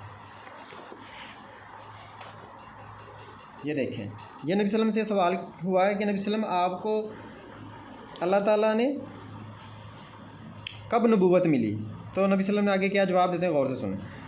हज़रत अबू हुरैरा रज़ियल्लाहु अन्हु से रवायत है कि लोगों ने पूछा या रसूलल्लाह सल्लल्लाहु अलैहि वसल्लम, आप सल्लल्लाहु अलैहि वसल्लम पर नबूवत कब वाजिब हुई, यानी कि आपको कब अल्लाह ताला ने नबी बनाया। आप सल्लल्लाहु अलैहि वसल्लम ने फरमाया जब आदम अलैहिस्सलाम की रूह और जिस्म तैयार हो रहा था, यानी कि आदम की पैदाइश से पहले भी नबी सल्लम अल्लाह के इल्म में ये बात इस तरह है कि अल्लाह के हाँ, अल्लाह के हाँ लोहे महफूज में ये बात लिखी हुई थी, अल्लाह के हाँ शुरू से नबी था, यानी कि अल्लाह के इल्म में शुरू से नबी सल्लम नबी थे। तो इसका ये मतलब निकालते नहीं जी नबी सल्लम यहाँ से वो ये अल्लाह, ये बात हो रही है नबी सल्लम को नबूवत कब मिली, तो अल्लाह के इल्म में जितने भी नबी हैं उनको सबसे पहले तकदीर पे लिखा गया था। पहले तकदीर लिखी गई, फिर आदम को बनाया। तो तकदीर में लिखा गया था कि नबी सल्लम ये मोहम्मद सल्लम होंगे, हज़रत आदम होंगे, हज़रत नूह होंगे, हज़रत मूसा होंगे, हज़रत ईसा होंगे। तो ये तो लोहे महफूज में तकदीर में लिखा गया था। ये उसकी बात हो रही। तो ये जाहिल उससे मतलब निकालते हैं जी हाज़र नाज़र। ऐसे हाज़र नाज़र नहीं होता, बाकायदा हाज़र नाज़र लिखा होना चाहिए। और हाज़र नाज़र अल्लाह के अलावा कोई भी नहीं है, क्योंकि ये अल्लाह की सिफ़ात है। इनकी ये दलील भी रिजेक्ट, अभी आयतों से रिजेक्ट करूँगा। अभी बता रहा हूँ कि इनका दावा जो होता है वो दलील से मैच नहीं करता। जो इनका दावा है वो दलील से मैच नहीं करता। ये अल्लाह के यहाँ तकदीर में जो नबी सल्लम जब लिखे हुए थे, लिखा हुआ था कि नबी सल्लम आखिरी नबी होंगे, तो ये वो नबी सल्लम बता रहे हैं। इसका गलत क़यास करना ये बरेलवी क्या होता है। ये दलील भी रिजेक्ट हो गई। आगे ये कहते हैं जी नबी सल्लम हाज़र नाज़र है। नबी सल्लम ना अपनी कब्र में दरूद सुनते हैं, और जो सुनता है वो हाज़र नाज़र होता है, यानी कि इतनी दूर से सुन लेते हैं कि पूरी दुनिया में जहाँ भी नबी सल्लम पर दरूद पढ़ा जाता है वो नबी सल्लम सुन लेते हैं। तो ये इस वजह से यानी कि ये इस वजह, ये गौर से आपने लफ्ज़ सुना कि इस वजह से हाज़र नाज़र है कि उस बात को ये क़यास कर रहे हैं। तो हकीकत में हदीस के आपको हदीस सुनाता हूँ मैं। इब्ने माजा की हदीस नंबर है, ये इनकी दलील आपने गौर से देखनी। इनका दावा क्या है, इनका दावा दलील से मैच नहीं करता। बरेलवी की कोई भी दलील दावे से मैच नहीं करती। गौर से सुनना है आपने।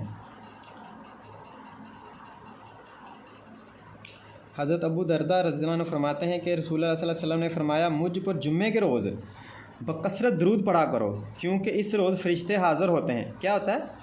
फ़रिश्ते हाज़िर होते हैं। और जो भी मुझ पर दरूद भेजे, फ़रिश्ते इस दरूद मेरे सामने लाते हैं। कौन लाता है? ये फ़रिश्ते लाते हैं। तो बरेलवी यहाँ पे क्या कहना चाहते हैं? नबी सल्लल्लाहु अलैहि वसल्लम खुद सुनते हैं। तो ऐसी तो कोई दलील नहीं कि अगर कोई पाकिस्तान में या दुनिया के किसी भी कोने में दरूद पढ़ रहा है तो वो खुद नबी सल्लल्लाहु अलैहि वसल्लम सुनते हैं कि नबी सल्लल्लाहु अलैहि वसल्लम हाज़िर नाज़िर है। नहीं, हदीस में है कि फ़रिश्ते, ये देखें गौर से देखें, फ़रिश्ते पहुँचाते हैं, नबी सल्लम इतनी दूर से नहीं सुनते। तो ये इस हदीस की मुखालफत करते हैं बरेलवी, आपको गुमराह करते हैं। मेरे सामने लाते रहते यहाँ तक कि वो दरूद से फ़ारिग हो जाएं। मैंने अर्ज़ किया है आप सल्लल्लाहु अलैहि वसल्लम विसाल के बाद भी, फरमाया मौत के बाद भी, इसलिए कि अल्लाह ताला ने ज़मीन पर अंबिया के जिस्म खाना हराम कर दिया है, यानी कि नबी कब्र में ज़िंदा होते हैं। पस अल्लाह का नबी ज़िंदा है और इनकी रोज़ी दी जाती है। अब ये जो कह रहे हैं कि जी नबी सल्लम दरूद सुनते हैं, तो वो सुनते हैं तो हाज़िर नाज़िर सुनते हैं कब्र में, फ़रिश्ते जाके पहुंचाते हैं। हो तो इसका ये तर्जमा असल में ये दलील उनकी बनती नहीं। दलील कुछ होती है, दावा का कुछ होता है। ठीक है, ये फ़रिश्ते मुकर्रर हैं, नबी सल्लम खुद नहीं सुनते। ये भी इनकी दलील रिजेक्ट हो गई।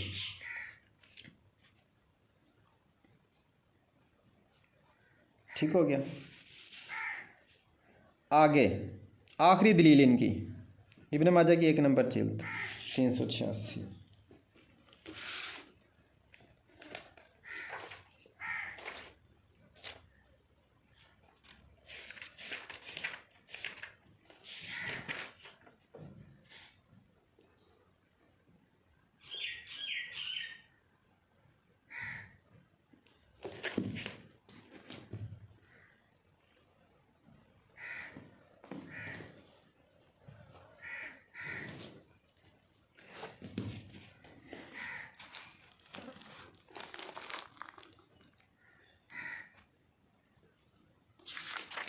ये हदीस है, ये इनकी दलील है। बस गौर से देखना है कि ये दलील हाज़िर नाज़िर होने की कि नबी सल्लम की खसूसियात ही है। क्योंकि अंबिया के मोजज़ात जो होते हैं या उनकी जो खसूसियात होती है वो हम उम्मतों से अफजल होती है। तो उसका ये मतलब नहीं कि नबी सल्लम हाज़िर नाज़िर है। गौर से देखना है, इससे हाज़िर नाज़िर का मतलब अकीदा नहीं निकलता। हज़रत अनस से रवायत है कि एक दिन रसूलुल्लाह सल्लल्लाहु अलैहि वसल्लम ने हमें नमाज़ पढ़ाई। जब नमाज पूरी कर चुके तो हमारी तरफ मुतवज्जा हुए और फरमाया, ए लोगों, मैं तुम्हारा इमाम हूँ, मुझसे रुकू सजदा क़याम के अदा करने और सलाम फेरने में सबकत ना करो। यानी कि कुछ रुकू और सजदा नबी से पहले करते थे, इसलिए नबी सल्लम कह रहे हैं मैं तुमको आगे और पीछे से देखता हूँ। तो ये क्या है? ये नबी सल्लम के नबी होने की दलील है। ये उनकी खसूसियात मोजज़ात में शामिल है। तो नबी तो मौजज़े नबी के हाथ होते हैं, जिनके हाथों पर मौजज़े ही ना हो वो नबी नहीं होता। तो इससे ये इनकी ये दलील नहीं, कुछ इन बरेलवी को कोई फ़ायदा नहीं इस दलील का। ये असल में ये दलील है नहीं, ये क्यास रही करते हैं। गौर से देखें, इनकी दलील उनके दावे पे मैच नहीं है। फिर फरमाया उस ज़ात की कसम जिसके कब्ज़े में मैं मोहम्मद सल्लल्लाहु अलैहि वसल्लम की जान है, अगर तुम वो देखो जो मैं देखता हूँ तो तुम कम हंसो और ज़्यादा रोया करो। लोगों ने अर्ज़ किया, या रसूलुल्लाह सल्लल्लाहु अलैहि वसल्लम ने क्या देखा? आपने फरमाया जन्नत और दोज़ख को। तो जब नबी सल्लल्लाहु अलैहि वसल्लम मिराज शरीफ पे गए थे, जन्नत और दोज़ख को देखा था। प्रैक्टिकल हमें तो बता दिया, ये बता दिया, हमने पढ़ लिया, सहाबा कराम ने डायरेक्ट नबी सल्लल्लाहु अलैहि वसल्लम की ज़ुबान मुबारक से सुन लिया, हमने हदीसों में पढ़ लिया। तो हमारा पढ़ना और नबी का खुद देखना कितना फ़र्क है कि उन्होंने प्रैक्टिकल देखा हुआ है। तो अगर हम प्रैक्टिकल देखते तो हम भी वही कहते जो नबी सल्लम कहते हैं कि हम कम हंसते और ज़्यादा रोते। इससे ये साबित नहीं होता कि नबी सल्लम इल्म गैब जानते। ये नबी सल्लम की खुसूसियत है कि नबी सल्लम जैसे आगे से देख सकते हैं वैसे पीछे से भी देख सकते हैं। इसका मतलब नबी सल्लम हाज़िर नाज़िर मतलब निकालना ये गलत है। अच्छा, ये जाहलों की तमाम दलीलें जो ना बिल्कुल बेकार थी, जो मैंने रद्द कर दी, कुछ मुतशाबिह थी, कुछ क्यासराइयाँ थी। अब मैं दावा करता हूँ कि ये हमारी कुरान की दलीलें हैं। देवबंदियों का ईमान इन पर है। कोई माई का लाल पूरी दुनिया में कोई बरेलवी से रिजेक्ट करे, अगर किसी में हिम्मत है तो मुनाजरा करके देख ले। पर मुनाजरा एक शर्त में होगा, सुप्रीम कोर्ट की अदालत में होगा, और हारना वाला दारा इस्लाम से खारजी होगा और लाइव वीडियो पे होगा ताकि पूरी दुनिया देखे। आ जाओ, किसी में हिम्मत है तो आ जाओ, हाई कोर्ट में रिट करो, बल्कि मैं इंशाल्लाह बहुत जल्द मैं रिट करूँगा। अच्छा, अब क्या है? अब नबी सल्लल्लाहु अलैहि वसल्लम, अब ये बरेलवियों की आयतें और हदीसों का तर्जमा जो गलत करते थे मैंने सब को रिजेक्ट कर दिया। अब जो असल तर्जमा है आयत हदीस का वो आपको बताने लगा हूँ, वो आपने देखना है ताकि आपको पता चले कि असल तर्जमा है क्या। ये देखें, ये अब हमारी दलीलें शुरू होने लगी। किसी में हिम्मत है तो इसे रिजेक्ट करके बताए। मोहम्मद सल्लल्लाहु अलैहि वसल्लम हाज़िर नाज़िर नहीं है, सूरत इमरान की 44 नंबर आयत साबित करने लगा हूँ कि हाज़िर नाज़िर नहीं है। ये बातें गैब की ख़बरों में से हैं, यानी कि अल्लाह जो वही के ज़रिए बता रहा है वो गैब की ख़बरें हैं जो हम वही कर रहे हैं तुम्हारी तरफ, हालांकि ना थे तुम उनके पास, यानी कि उनके पास नहीं थे। ये क्या लिखा हुआ?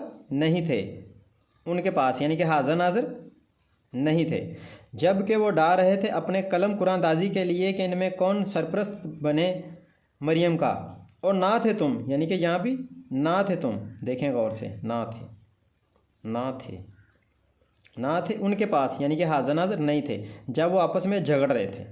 अब मसला क्या हुआ, ये आयत का आपको शान नज़ूल बताता हूँ कि हज़रत मरियम जब अपनी वालदा के पेट में थी तो उनकी वालदा ने कहा था कि जो भी मेरे यहाँ बच्चा पैदा होगा उसमें दीन के लिए वक़्फ़ कर दूँगी, उनसे दुनिया के काम नहीं लूँगी। तो जब ये बात रिश्तेदारों ने सुनी तो उन्होंने कहा कि हम जो बच्चा पैदा होगा हम उसकी परवरिश करेंगे। तो हज़रत मरियम पैदा हो गई, लड़की पैदा हो गई। तो उन्होंने कहा मैं तो ये समझा था कि बेटा पैदा होगा, बहरहाल अब मैंने अपने वादे से नहीं मुकरती, तो ये जो लड़की ये दीन की खिदमत करेगी, ये दुनियावी काम नहीं करेगी, घर के दुनियावी काम नहीं करेगी। ठीक है, अल्लाह के नाम पे वक़्फ़ करते हैं। तो सब रिश्तेदारों ने आपस में कहा कि मामे चाचे ताए फूफियों सब ने कहा, मामों ने कि हम इसकी परवरिश करेंगे कि यानी कि हमें भी सवाब मिले। तो क्या होगा, आपस में वो क्या कर रहे थे, झगड़ रहे थे, यानी कि बहस कर रहे थे। तो फिर उन्होंने क्या किया, उन्होंने क्या कुरानदाजी कर लेते हैं। तो कुरानदाजी के लिए उन्होंने अपने कलम यानी कि तीर फेंके, तो हज़रत ज़िक्रिया अलैहिस्सलाम जो उनके मामू थे वो जीत गए, तो उन्होंने उसकी परवरिश की। ये बात अल्लाह ताला नबी सल्लल्लाहु अलैहि वसल्लम से फरमा रहा है, ये बातें गैब की खबरों में से है, हम आपकी तरफ वही कर रहे थे, आप उस वक्त उनके पास मौजूद नहीं थे, यानी कि नबी सल्लल्लाहु अलैहि वसल्लम हाज़िर नाज़िर नहीं थे। इस आयत में हाज़िर नाज़िर ना होना, अब अगर किस आयत में ये कोई जाहल बरेलवी कहे कि ये तो नबी सल्लल्लाहु अलैहि वसल्लम के पैदा होने से भी 600 साल पुराने का वाक़या है, 600 साल पहले का वाक़या है, हम तो नबी सल्लल्लाहु अलैहि वसल्लम के पैदा होने के बाद नबी सल्लल्लाहु अलैहि वसल्लम को हाज़िर नाज़िर मानते हैं। तो ना खोते हैं वो भी दलीला पर रिजेक्ट कर देने हैं। ये ले वो मुजादला से 7 नंबर से वो भी ख़त्म हो जाएगी, मुजादला की 7 नंबर। ये देखें, इसे गौर से देखना। यहाँ पर अल्लाह ताला फरमाता है, मैं आपको बताता हूँ, अल्लाह ताला फरमाता है कि अगर तुम 3 बंदे हो ना, तो अगर 3 बंदे आपस में बातें करते हो, जहाँ पे तुम 3 हो तो वहाँ पर अल्लाह चौथा है। कि सिर्फ अल्लाह हाज़िर नाज़िर है। अगर अल्लाह कहता कि तुम 3 हो तो 5 हम हैं, यानी कि चौथा नबी सल्लल्लाहु अलैहि वसल्लम और 5वां अल्लाह ताला, तो अल्लाह ताला सिर्फ एक को जमा कर रहा है कि 3 तुम हो तो चौथा मैं, कि अल्लाह ताला सिर्फ अल्लाह हाज़िर नाज़िर है। अगर नबी सल्लम भी हाज़िर नाज़िर होते तो अल्लाह कहता कि हम 5 हो गए, नबी सल्लम भी, तो अल्लाह ताला ना, अगर तुम एक हो तो दूसरा अल्लाह, अगर तुम 2 तो तीसरा अल्लाह, अगर तुम 3 हो तो चौथा अल्लाह। अल्लाह ताला इस तरह नबी सल्लम को नहीं हाज़िर नाज़िर बता रहा है, सिर्फ अपने आप को ऐड कर रहा है, सिर्फ अल्लाह हाज़िर नाज़िर है। गौर से इस तरह इस अंदाज से आपने समझना है कुरान को। बिस्मिल्लाहिर्रहमानिर्रहीम।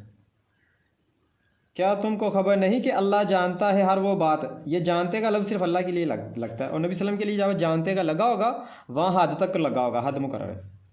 अच्छा, इल्म गैब जानने वाले को मैं बता देता हूँ कि डेफिनेशन क्या होती है। इल्म गैब जानने वाला वो होता है जिसमें 2 खसूसियात हों। एक वो मुकम्मल जानता हो माजी हाल मुस्तकबिल की बात, और दूसरा वो ख़ुद से जानता हो। तो नबी सल्लम के अंदर ये दोनों क्वालिटियाँ नहीं हैं, ये दोनों क्वालिटी सिर्फ अल्लाह के लिए हैं। नबी सल्लम मुकम्मल नहीं जानते, क्यों मैंने वीडियो में तमाम आयतों हदीसों से साबित किया है, और ख़ुद से नहीं जानते, वही के ज़रिए जानते हैं। तो इसलिए नबी सल्लम इल्म गैब जानने वाले नहीं, बताने वाले हैं। ये देखें, क्या तुमको खबर नहीं कि अल्लाह जानता है हर वो बात जो आसमानों में है और वो भी जो ज़मीन में है, और नहीं होती कोई सरगोशी 3 आदमियों में मगर होता है अल्लाह इनमें चौथा। यानी कि 3 आदमी जब बातें करते हैं तो चौथा हाज़िर नाज़िर कौन होता है? अल्लाह।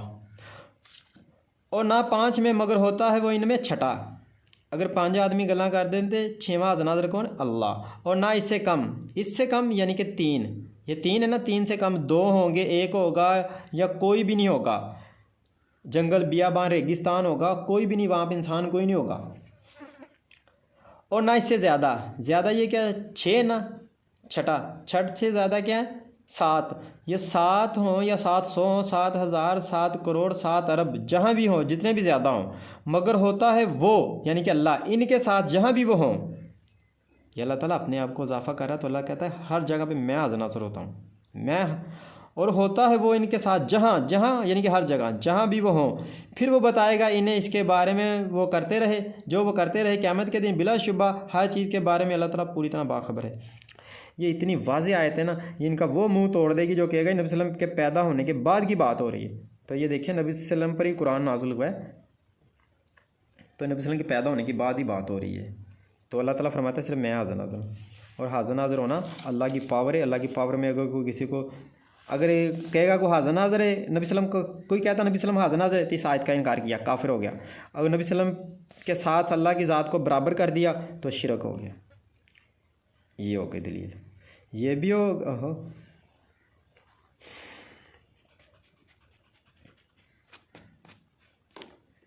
ये भी दलीलें हो गई कि नबी हाज़िर नाज़िर नहीं, ये भी नबी सल्लल्लाहु हाज़िर नाज़िर नहीं। ये आपको पहले बता दिया कि नूह की सूरत बकरा की 173 नंबर आयत का नूह की उम्मत तो इनकार करेगी, फिर हम गवाही देंगे, ठीक है। तो अब अल्लाह हाज़िर नाज़िर है।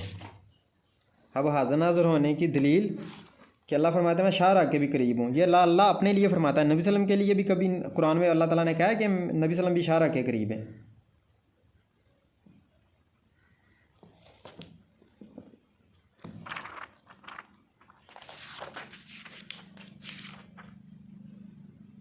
ये देखें सूरह काफ की 16 नंबर आयत, और हकीकत ये है कि हम ही ने पैदा किया है इंसान को, और हम जानते हैं कि क्या क्या वसवसे पैदा होते हैं इसके दिल में, और हम ज़्यादा करीब हैं इसकी रग जान से भी। अल्लाह हर इंसान की शारग से करीब, शारग के करीब है, यानी कि अल्लाह नाज़र है। तो किसी आयत में किसी हदीस में लिखा हुआ कि नबी सल्लम शारग के करीब हैं? सिर्फ अल्लाह नाज़र है।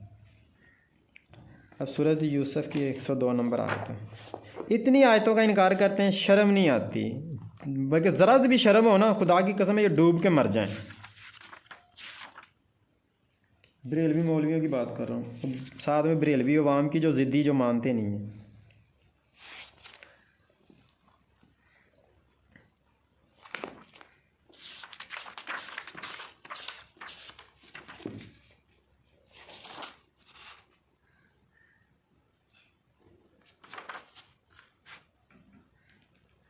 ये देखें अल्लाह ताला फरमा रहे हज़रत मूसा के वाक़े, मेरा ख्याल है गालिबन ये गैब की खबरें हैं जो वही कर रहे हैं हम तुम्हारी तरफ, हालांकि ना थे तुम उनके पास जब उन्होंने एक मुतफ़क्का फ़ैसला कर लिया था और वो साजिश कर रहे थे। यानी कि उनके भाइयों ने मुतफ़क्का फ़ैसला कर लिया था कि हज़रत यूसुफ़ को कुएं में फेंक देंगे। तो अल्लाह ताला फरमाता है नबी तुम उनके पास नहीं थे, ये गैब की खबरें मैं तुम्हें वही के ज़रिए बता रहा हूँ। ये नबी सल्लल्लाहु अलैहि वसल्लम नहीं, वही के ज़रिए खबर बताई जा रही। ये बातें ये गैब की खबरों में से है जो वही कर रहे हैं हम। तो जब नबी सल्लल्लाहु अलैहि वसल्लम को अल्लाह वही के ज़रिए बता रहा है तो नबी सल्लम ना हाज़िर नाज़िर हुए और ना जानने वाले हुए, बल्कि वही के ज़रिए बताया जा रहा है। और तमाम अम्बिया नबी वही के मोहताज होते हैं। ये भी हदीस आयत से साबित है सूरह यूसुफ की 102 नंबर कि मोहम्मद सल्लल्लाहु अलैहि वसल्लम हाज़िर नाज़िर नहीं है। अल्लाह ताला सारे मामलात बताता है जितने चाहता है। सूरह निसा की 41 नंबर।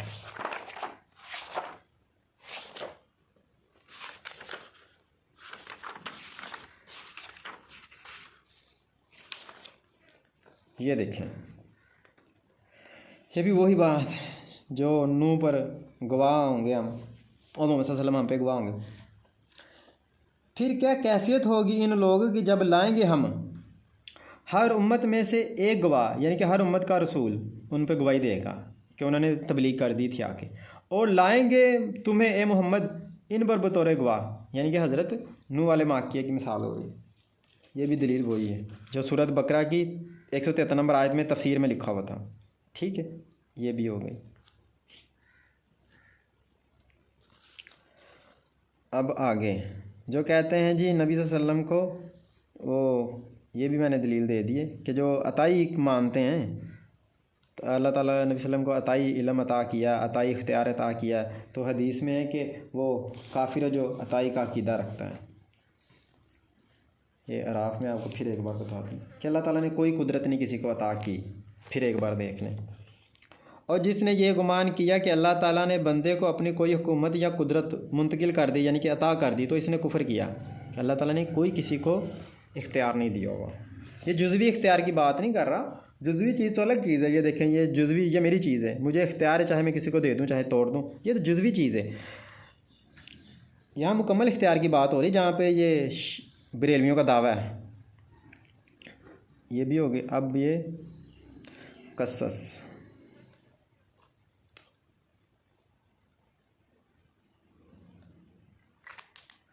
कस्सस की 46 नंबर आयत में है कि नबी सल्लम हाज़िर नाज़िर नहीं है। इंशाअल्लाह ताला अच्छी तरह तबलीग होगी इंशाअल्लाह, अगर अल्लाह ने चाहा तो। आगे ईमान लाना या ना लाना यह आपकी मर्ज़ी। मैंने जो 27 साल में तहकीक करके कुरान हदीस का निचोड़ निकाला है, आप बरेलवी अवाम को सीधे रास्ते की तरफ लेके आने के लिए, वो मैं बयान कर रहा हूँ। अल्लाह आपको हिदायत दे, अल्लाह हिदायत उन्हें देता है जो खुद कोशिश करते हैं, वो चाहते हैं जिन्हें हिदायत मिले। ये देखें, और ए मोहम्मद तुम मौजूद ना थे, यानी कि हाज़िर नाज़िर नहीं थे, वादी तूर की मगीर जाने जब अता किया था हमने मूसा को फरमाने शरीयत। क्या अता किया था? सिर्फ फरमाने शरीयत, यानी कि तुरैत की बात हो रही है। ये फरमाने शरीयत क्या? तुरैत।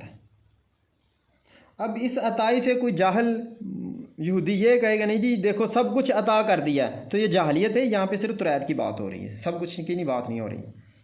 और ना थे तुम शामिल मुशाहदा करने वालों में कि नबी सल्लल्लाहु अलैहि वसल्लम हाज़िर नाज़िर नहीं। कितनी वाज़ेह आयत है।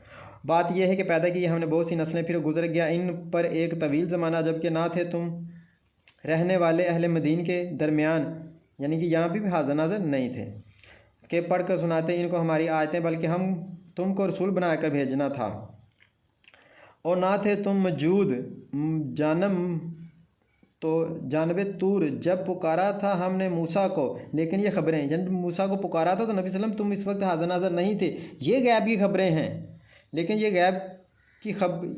ये ख़बरें जो दी जा रही हैं रहमत की बना पर, यानी कि नबूवत की बना पर आपको नबी बनाया है, इसलिए अल्लाह की रहमत है। रहमत की बना पर तुम्हारे रब की तरफ से, ना कि ताकि तुम मुंतबा करो, यानी कि अगले लोगों को ख़बरदार करो। इन लोगों को जो नहीं आया, जिनके पास कोई मुंतबा करने वाला, ख़बरदार करने वाला तुम में से पहले, शायद कि वो नसीहत हासिल करें। यानी कि मुशरिक को जो काबा के मुशरिक थे ना, वहाँ पर यानी कि कोई नबी पहले नहीं आया था, ये उनकी बात हो रही है, ठीक है। तो नबी सल्लम को बताया जा रहा है कि आप उस वक्त हाज़िर नाज़िर नहीं थे जब ये वाक़या हज़रत मूसा का हुआ था। तो ये आयत भी साबित करते हैं कि नबी सल्लम हाज़िर नाज़िर नहीं है। मगर बरेलवी कहाँ मानेंगे? अवाम तो मान सकती है, मौलवी नहीं मानते, क्योंकि मौलवी बहुत हार्ड धर्म लोग फितरत के होते हैं। क्योंकि अभी मैंने आपको वो हदीस बताई ना, नबी सल्लम फरमाते हैं कि इनकी ज़ुबान पर मोजाहर मौलवी की ज़ुबान पर शैतान बोलता है। हाज की 78 ये देखें, हाज की 78 नंबर आयत, नबी सल्लम हाज़िर नाज़िर नहीं है। और जहाद करो अल्लाह की राह में जैसा कि हक़ है जहाद करने का, इसने चुन लिया है तुमको और नहीं रखी इसने तुम पर दीन में कोई तंगी, अपने बाप इब्राहिम की मिल्लत पर कायम हो जाओ, यानी कि तौहीद पर। अल्लाह ही ने तुम्हारा नाम मुस्लिम पहले भी और इस कुरान में भी, अल्लाह ही ने तुम्हारा नाम रखा है मुस्लिम पहले भी, यानी कि तौरात ज़बूर में भी। आखिरी नबी जो होंगे उनकी उम्मत जो होगी वो मुसलमान होगी, मुस्लिम नाम होगा उनका, और इस कुरान में भी, ताकि बने रसूल गवाह तुम पर और बनो तुम गवाह लोगों पर, यानी कि दूसरी उम्मतों पर। कि जो हज़रत नूह की उम्मत कहेगी कि नहीं जी हमें तो तबलीग नहीं की थी, तो हम कहेंगे कि हाँ की थी तबलीग, तो फिर हमसे गवाह मांगा जाएगा, तो फिर नबी सल्लम हम पर गवाही देंगे। नूह की उम्मत पर हम मुसलमान गवाही देंगे और हम पर नबी सल्लम गवाही देंगे। सो कायम करो नमाज और दो ज़कात और वाबस्ता हो जाओ अल्लाह के साथ, वही तुम्हारा मौला है। यानी यहाँ पर अल्लाह के साथ हम मददगार भी लगा सकते हैं और दोस्त भी, और अल्लाह के अलावा जो उनके साथ हम दोस्त लगा सकते हैं, मददगार नहीं, क्योंकि मददगार सिर्फ अल्लाह है, वही तुम्हारा मददगार है। सो क्या ही अच्छा है मौला और क्या अच्छा है वो मददगार, यानी कि दोस्त भी कह सकते हैं, ठीक है। सिर्फ मुसलमानों का वली अल्लाह दोस्त, ये भी होगी हाज की 78 भी। अब अम्बिया की ये 30 भी हो गई।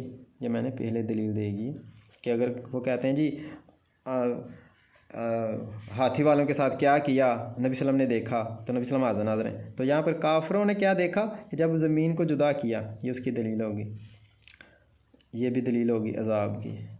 ये असल कुरान की आयतें, हदीसों का तर्जुमा ख़त्म हुआ, अब हदीसें शुरू हो रही हैं, ठीक है। हदीसों से देखें कितनी वजाहत बात होती है। ये तो अल्लाह की कही बात थी कि नबी सल्लम हाज़िर नाज़िर नहीं है, आयतें अल्लाह की कही बात है। अल्लाह की आयत से बातों से मैंने साबित किया कि नबी सल्लम हाज़िर नाज़िर नहीं। अब नबी की बातों से यानी कि हदीसों से साबित करूँगा कि नबी हाज़िर नाज़िर नहीं है।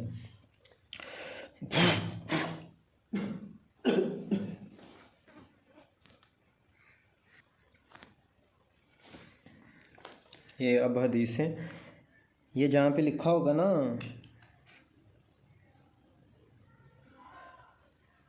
के का मतलब होगा किताब, यानी कि मुस्लिम शरीफ। जे का होगा जिल्द नंबर 1 और सफ़े का होगा सफ़ा नंबर 202, और एच का मतलब होगा हदीस 430। मुस्लिम की पहली जिल्द हदीस 430 सफ़ा नंबर 202। ये कहते हैं नबी सल्लम हाज़िर नाज़िर हैं। गौर से देखें कि इस हदीस से साबित होता है कि नबी सल्लम हाज़िर नाज़िर हैं।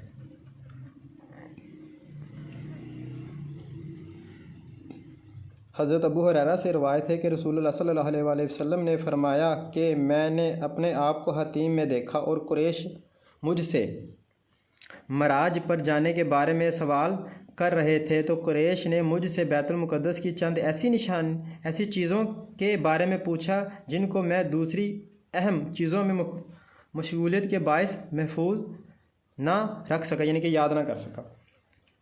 मुझे इसका इतना ज़्यादा अफसोस, गौर से देखना है, अफसोस हुआ। यानी कि नबी सल्लम से वो सवाल पूछते थे नबी सल्लम को, ताकि नबी सल्लम को झुटलाएं कि नबी सल्लम ने मिराज का वाक़या नहीं किया, बैतुल मुक़द्दस नहीं गए। तो जब नबी सल्लम ने आके कहा कि मैंने मिराज की है, तो उन्होंने बैतुल मुक़द्दस भी गया, तो उन्होंने निशानियाँ पूछी, तो नबी सल्लम को निशानियाँ नहीं याद थी। तो क्योंकि नबी सल्लम उससे छोटी छोटी चीज़ों को तो नहीं ना देखने गए थे कि एक एक चीज़ को देखते। अब उन्होंने निशानी पूछी तो नबी सल्लम को याद नहीं थी, तो फिर इतना अफसोस हुआ। सुने आगे, मुझे इसका इतना ज़्यादा अफसोस हुआ कि इतना इससे पहले कभी ना हुआ। अब नबी सल्लम अगर हाज़िर नाज़िर होते तो उन्हें अफसोस तो ना होता, या इल्म गैब जानते तो अफसोस तो ना होता। इससे साबित होता नबी सल्लम इल्म गैब भी नहीं जानते, हाज़िर नाज़िर भी नहीं। आगे देखें फिर मसला अल्लाह ताला ने कैसे हल किया। पहले कभी ना हुआ था, इसके बाद अल्लाह ताला ने क्या किया, इस अफसोस के बाद परेशानी दूर करने के लिए अल्लाह ताला ने किया इसके बाद हम इसलिए तो कहते हैं अल्लाह ताला हाज़िर नाज़िर, अल्लाह इल्म गैब जानता है। इसके बाद अल्लाह ताला ने बैतुल मुक़द्दस को दरमियान पर्दे उठाकर मेरे सामने कर दिया, क्योंकि उसमें पर्दे उठा के बिल्कुल नबी वसल्लम के ऐसे देखने लगे जैसे नज़दीक देखते, नज़दीक की चीज़ करती। मैंने इसे देखकर जिसके बारे में सवाल करते वो इन्हें बतला देता, और मैंने अपने आप को अंबिया की एक जमात में देखा और हज़रत मूसा को खड़े हुए नमाज पढ़ते देखा, गोया कि वो गिट्टे हुए जिस्म और घुंघराले वाल, यानी कि थोड़ा बड़ा जिस्म था, और घुंघराले बालों वाले आदमी हैं, गोया कि वो कबीला शन्नू के एक आदमी हैं, इनके उनसे उनकी मुशाबत है।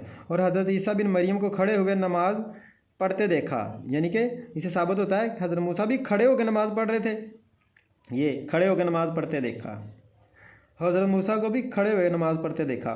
तो इससे ये साबित होता है कि अंबिया कब्र में ज़िंदा होते हैं।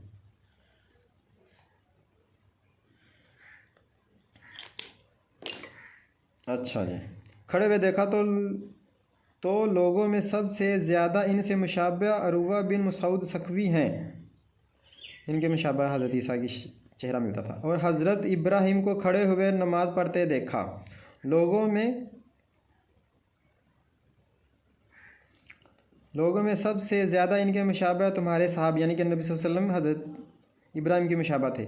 इसके बाद नमाज का वक्त आया तो मैं इमाम बना, फिर मेरे नमाज से फ़ारग हुए। हम कहते हैं ना इमामी अंबिया, तो तमाम अंबिया की जमात हज़रत मोहम्मद सल्लल्लाहु अलैहि वसल्लम ने कराई थी बैतुल मुक़द्दस में, इसी वजह से कहते हैं कि नबी सल्लम तमाम अंबिया के इमाम बने थे।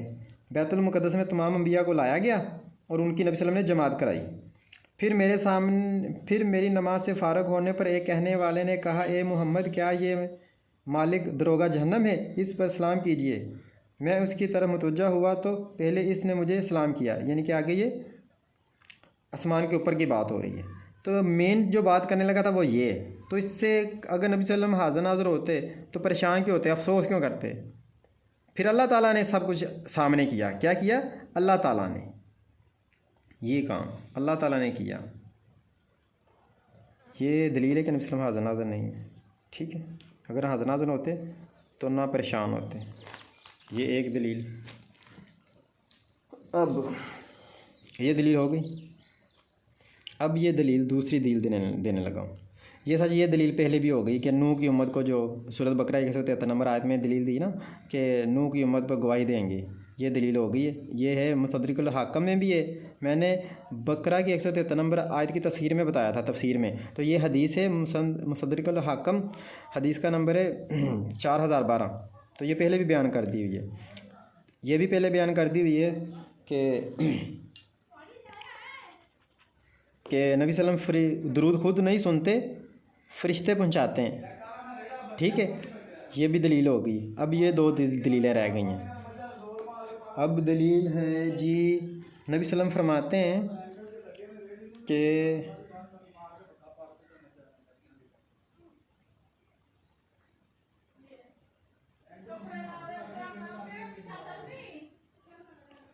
नबी सल्लल्लाहु अलैहि वसल्लम फरमाते हैं सल्लल्लाहु अलैहि वसल्लम,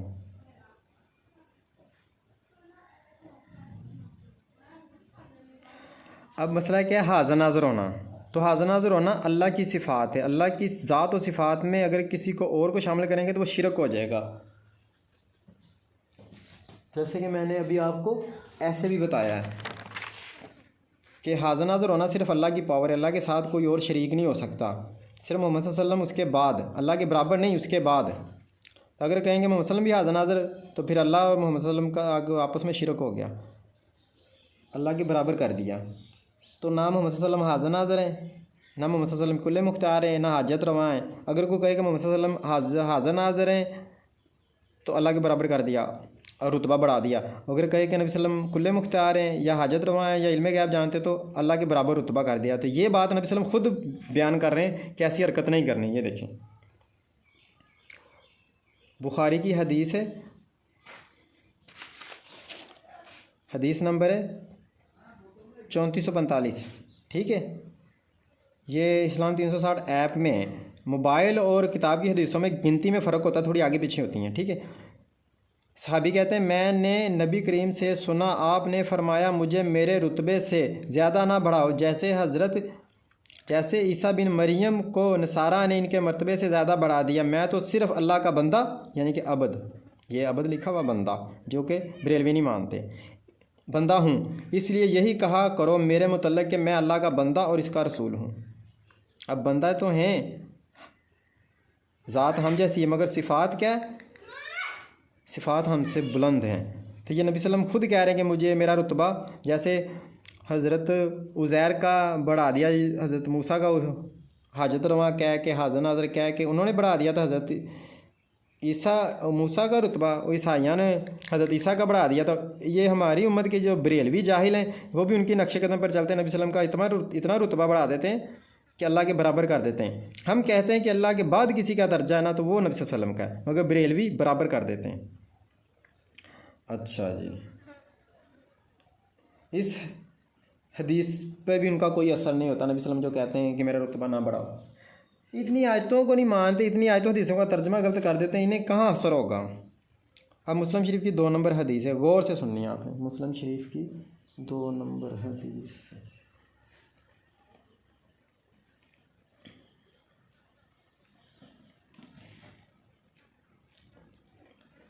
मुस्लिम शरीफ की जिल्द नंबर 2 सफ़ा नंबर 775 और हदीस नंबर 49-17। कहते हैं जी नबी हाज़र नाज़र हैं या इल्म गैब जानते हैं या मदद कर सकते हैं। तो देखें सहाबा का क्या अकीदा था। हज़रत अनस बिन मालिक से रवायत है कि कुछ लोगों ने नबी करीम सल्लल्लाहु अलैहि वसल्लम की खिदमत में हाज़िर होकर अर्ज़ किया, आप हमारे साथ कुछ आदमी भेज दें जो हमें कुरान व सुन्नत की तालीम दें। तो आपने उनके साथ अंसार में से 70 आदमी भेज दिए जिन्हें कुरा यानी कि किरात करने वाले कहा जाता था, और इनमें मेरे मामू हज़रत हराम रज़ी तआला अन्हो भी थे। अब ज़बर ज़ेर पेश नहीं लगी, हिरम था, हिराम लिखा हुआ। मेरे मामू हराम रज़ी तआला अन्हो भी थे, कुरान पढ़ते थे और रात को दर्स व तदरीस और तलीम व तलम में मशगूल रहते थे, और दिन के वक्त पानी लाकर मस्जिद में डालते थे और जंगल से लकड़ियां लाकर इन्हें फ़रोख्त कर देते और इससे अहले सुफ़ा और फ़ुकरा के लिए खाने की चीज़ें ख़रीदते थे। तो नबी करीम सल्लल्लाहु अलैहि वसल्लम ने इन्हें कफ़ार की तरफ भेज दिया और इन्हें मंजिल मकसूद तक पहुँचने से पहले ही कफ़ार ने हमला करके शहीद कर दिया। अब गौर से सुनना है आगे अकीदा, सहाबा का अकीदा क्या था। ना वो नबी सल्लल्लाहु अलैहि वसल्लम को हाज़िर नाज़िर मानते थे, ना इल्म गैब जानने वाला मानते थे, और ना ही उनसे मदद मांगते थे। जो बरेलवियों का अकीदा, सहाबा का उनका अकीदा, सहाबा का ऐसा अकीदा नहीं था। सहाबा का अकीदा हम देवबंदियों जैसा है। तो उन्होंने कहा ए अल्लाह, पुकारा किसे, अल्लाह को, क्योंकि अल्लाह हाज़िर नाज़िर है, अल्लाह को मदद मांगते थे और अल्लाह कोई हाज़िर नाज़िर जानते थे, अल्लाह कोई इल्म गैब जानने वाला मानते थे, अल्लाह को हाज़िर नाज़िर मानते थे, अल्लाह से मदद मांगते थे।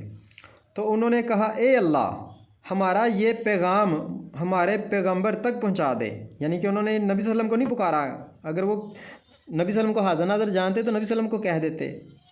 अब अल्लाह को पैगाम दे रहे हैं, ये अल्लाह हमारे पैगंबर तक पहुंचा दे कि हम तुझसे मुलाकात कर चुके और हम तुझसे राज़ी हैं और तू हमसे राज़ी हो चुका है। इसी दौरान एक आदमी ने आकर हज़रत अंस के मामू हज़रत हराम रज़ी अल्लाह अन्हु के पीछे से इस तरह नेज़ा मारा कि वो आर पार हो गया। तो हराम रज़ी अल्लाह अन्हु ने कहा, रब काबा की कसम मैं कामयाब हो गया। इस वक्त रसूलुल्लाह सल्लल्लाहु अलैहि वसल्लम ने अपने सहाबा से फरमाया, बेशक। अब नबी सल्लल्लाहु ने फरमाया कैसे, कि अल्लाह ताला ने वही के ज़रिए बता दिया। सहाबा किराम ने अल्लाह ताला से कहा, तो अल्लाह ताला को अल्लाह ताला ने नबी सल्लम को बता दिया और नबी सल्लम आगे बता रहे हैं। हम नबी सल्लम आगे बता रही हैं, खुद से नहीं बता रहे, वही से। सूरह नजम की 2 नंबर आयत है कि नबी अपनी मर्ज़ी से नहीं बोलता, अल्लाह की वही से बोलते हैं।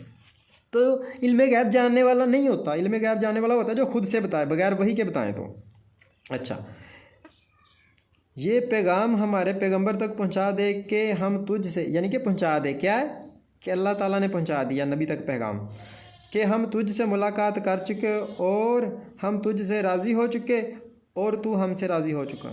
अब इस हदीस में साफ पता चलता है कि नबी सल्लम हाज़िर नाज़िर नहीं है। बरेलवी इस हदीस की भी मुखालफत करते हैं, लिहाजा वो कुफ़र करते हैं। ये मेरी तमाम वो दलीलें मुकम्मल हुई।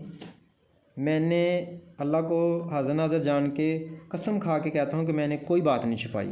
जितनी उनकी दलीलें थी, आयतें हदीसें आपके सामने रख के उनको रिजेक्ट किया। उनकी कोई ऐसी दलील नहीं थी जो मुझे लगता हो कि बड़ी वज़नी है, मैं आपको ना बताऊँ, जिसका मैं रद्द नहीं कर सकता। इनकी ऐसी कोई दलील नहीं। क्यों? क्योंकि उनके पास है क्या?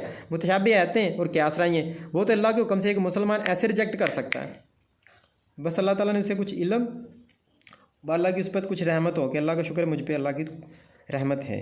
बल्कि हमारे आलम तो, मैं तो आलम नहीं हूँ, मगर हमारे आलम तो इससे ज़्यादा अच्छी वजाहत कर सकते हैं। मिसाल के तौर पे वो जो मौलाना इलियास गुमन साहब हैं या तारक मसूद साहब हैं, वो तो इनकी वो पंजाबी जी की कहते हैं फटियाँ उखेड़ देंगे।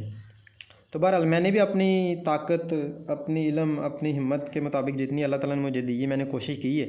तो मुझे लगता है कि मैंने काफ़ी अच्छी तरह से आपको समझाया। तो ये मसला आज, ये मसला नंबर 6 भी हो गया। मैंने पहले 4 वीडियो बनाई, वो सिर्फ तमहीद बांधी है। उसके बाद ये 8 मसले डिस्कस किए। इस 8 मसले पर अलग अलग वीडियो बनाई हैं। एक मसले पर नबी बशर हैं या नहीं, इल्म आप जानते हैं कि नहीं, कुल्ले मुख्तार हैं कि नहीं, हाज़िर नाज़िर हैं कि नहीं, अल्लाह ताला को अपनी आँख से देखा कि नहीं, 11वीं हलाल है कि हराम है, तो बिद्दत हसना, ये मिलाद, ये मैंने 8 अलग अलग वीडियो बनाई हैं, जिनमें से ये आज 6 नंबर पे वीडियो है। इसके बाद 2 और बनेंगी, यानी कि 11वीं की 7 नंबर और 8 नंबर मिलाद की। तो फिर वो वीडियो कंप्लीट हो जाएंगी। टोटल वीडियो बनेंगी 12, 4 तमहीद पे होंगी और 8 इन पे होंगी, ये कॉन्सेप्ट पे होगा। तो 12 वीडियो आप देख लें तो इंशाल्लाह ताला अल्लाह के हुक्म से आपका ईमान मजबूत हो जाएगा, अगर आप अच्छी तरह समझेंगे। तो इस वीडियो को ज़्यादा से ज़्यादा शेयर करें ताकि लोगों का ईमान ठीक हो, ख़ुद भी इसे अच्छी तरह समझें। अगर आप अनपढ़ हैं तो किसी अच्छे पढ़े लिखे को, जिस पर आपको एतबार हो कि वो सच बोलता है, उसे अपने पास बुलवा लें, उनसे पढ़ाएं ताकि वो आपको हकीकत बताए कि क्या है। ये मैंने साबित किया कि इनकी मुतशाबिह आयतें और क़ियास राइयों से उनकी दलील, उनका दावा मैच नहीं करता। दलील जुज़वी की होती है और दावा उनका कुल्ली का होता है जो मैच नहीं करता। तो ओके, अल्लाह हाफ़िज़, मुझे इजाज़त दें। तो जाओ है ना अपना क्या कहते हैं चैनल मेरा यूट्यूब पर कारी साहब के नाम पे और फेसबुक पर कारी मलिक के नाम पे। अब तमाम वीडियो 12 वीडियो बनाऊंगा, वहाँ से देख लें, अपना अकीदा ठीक कर लें।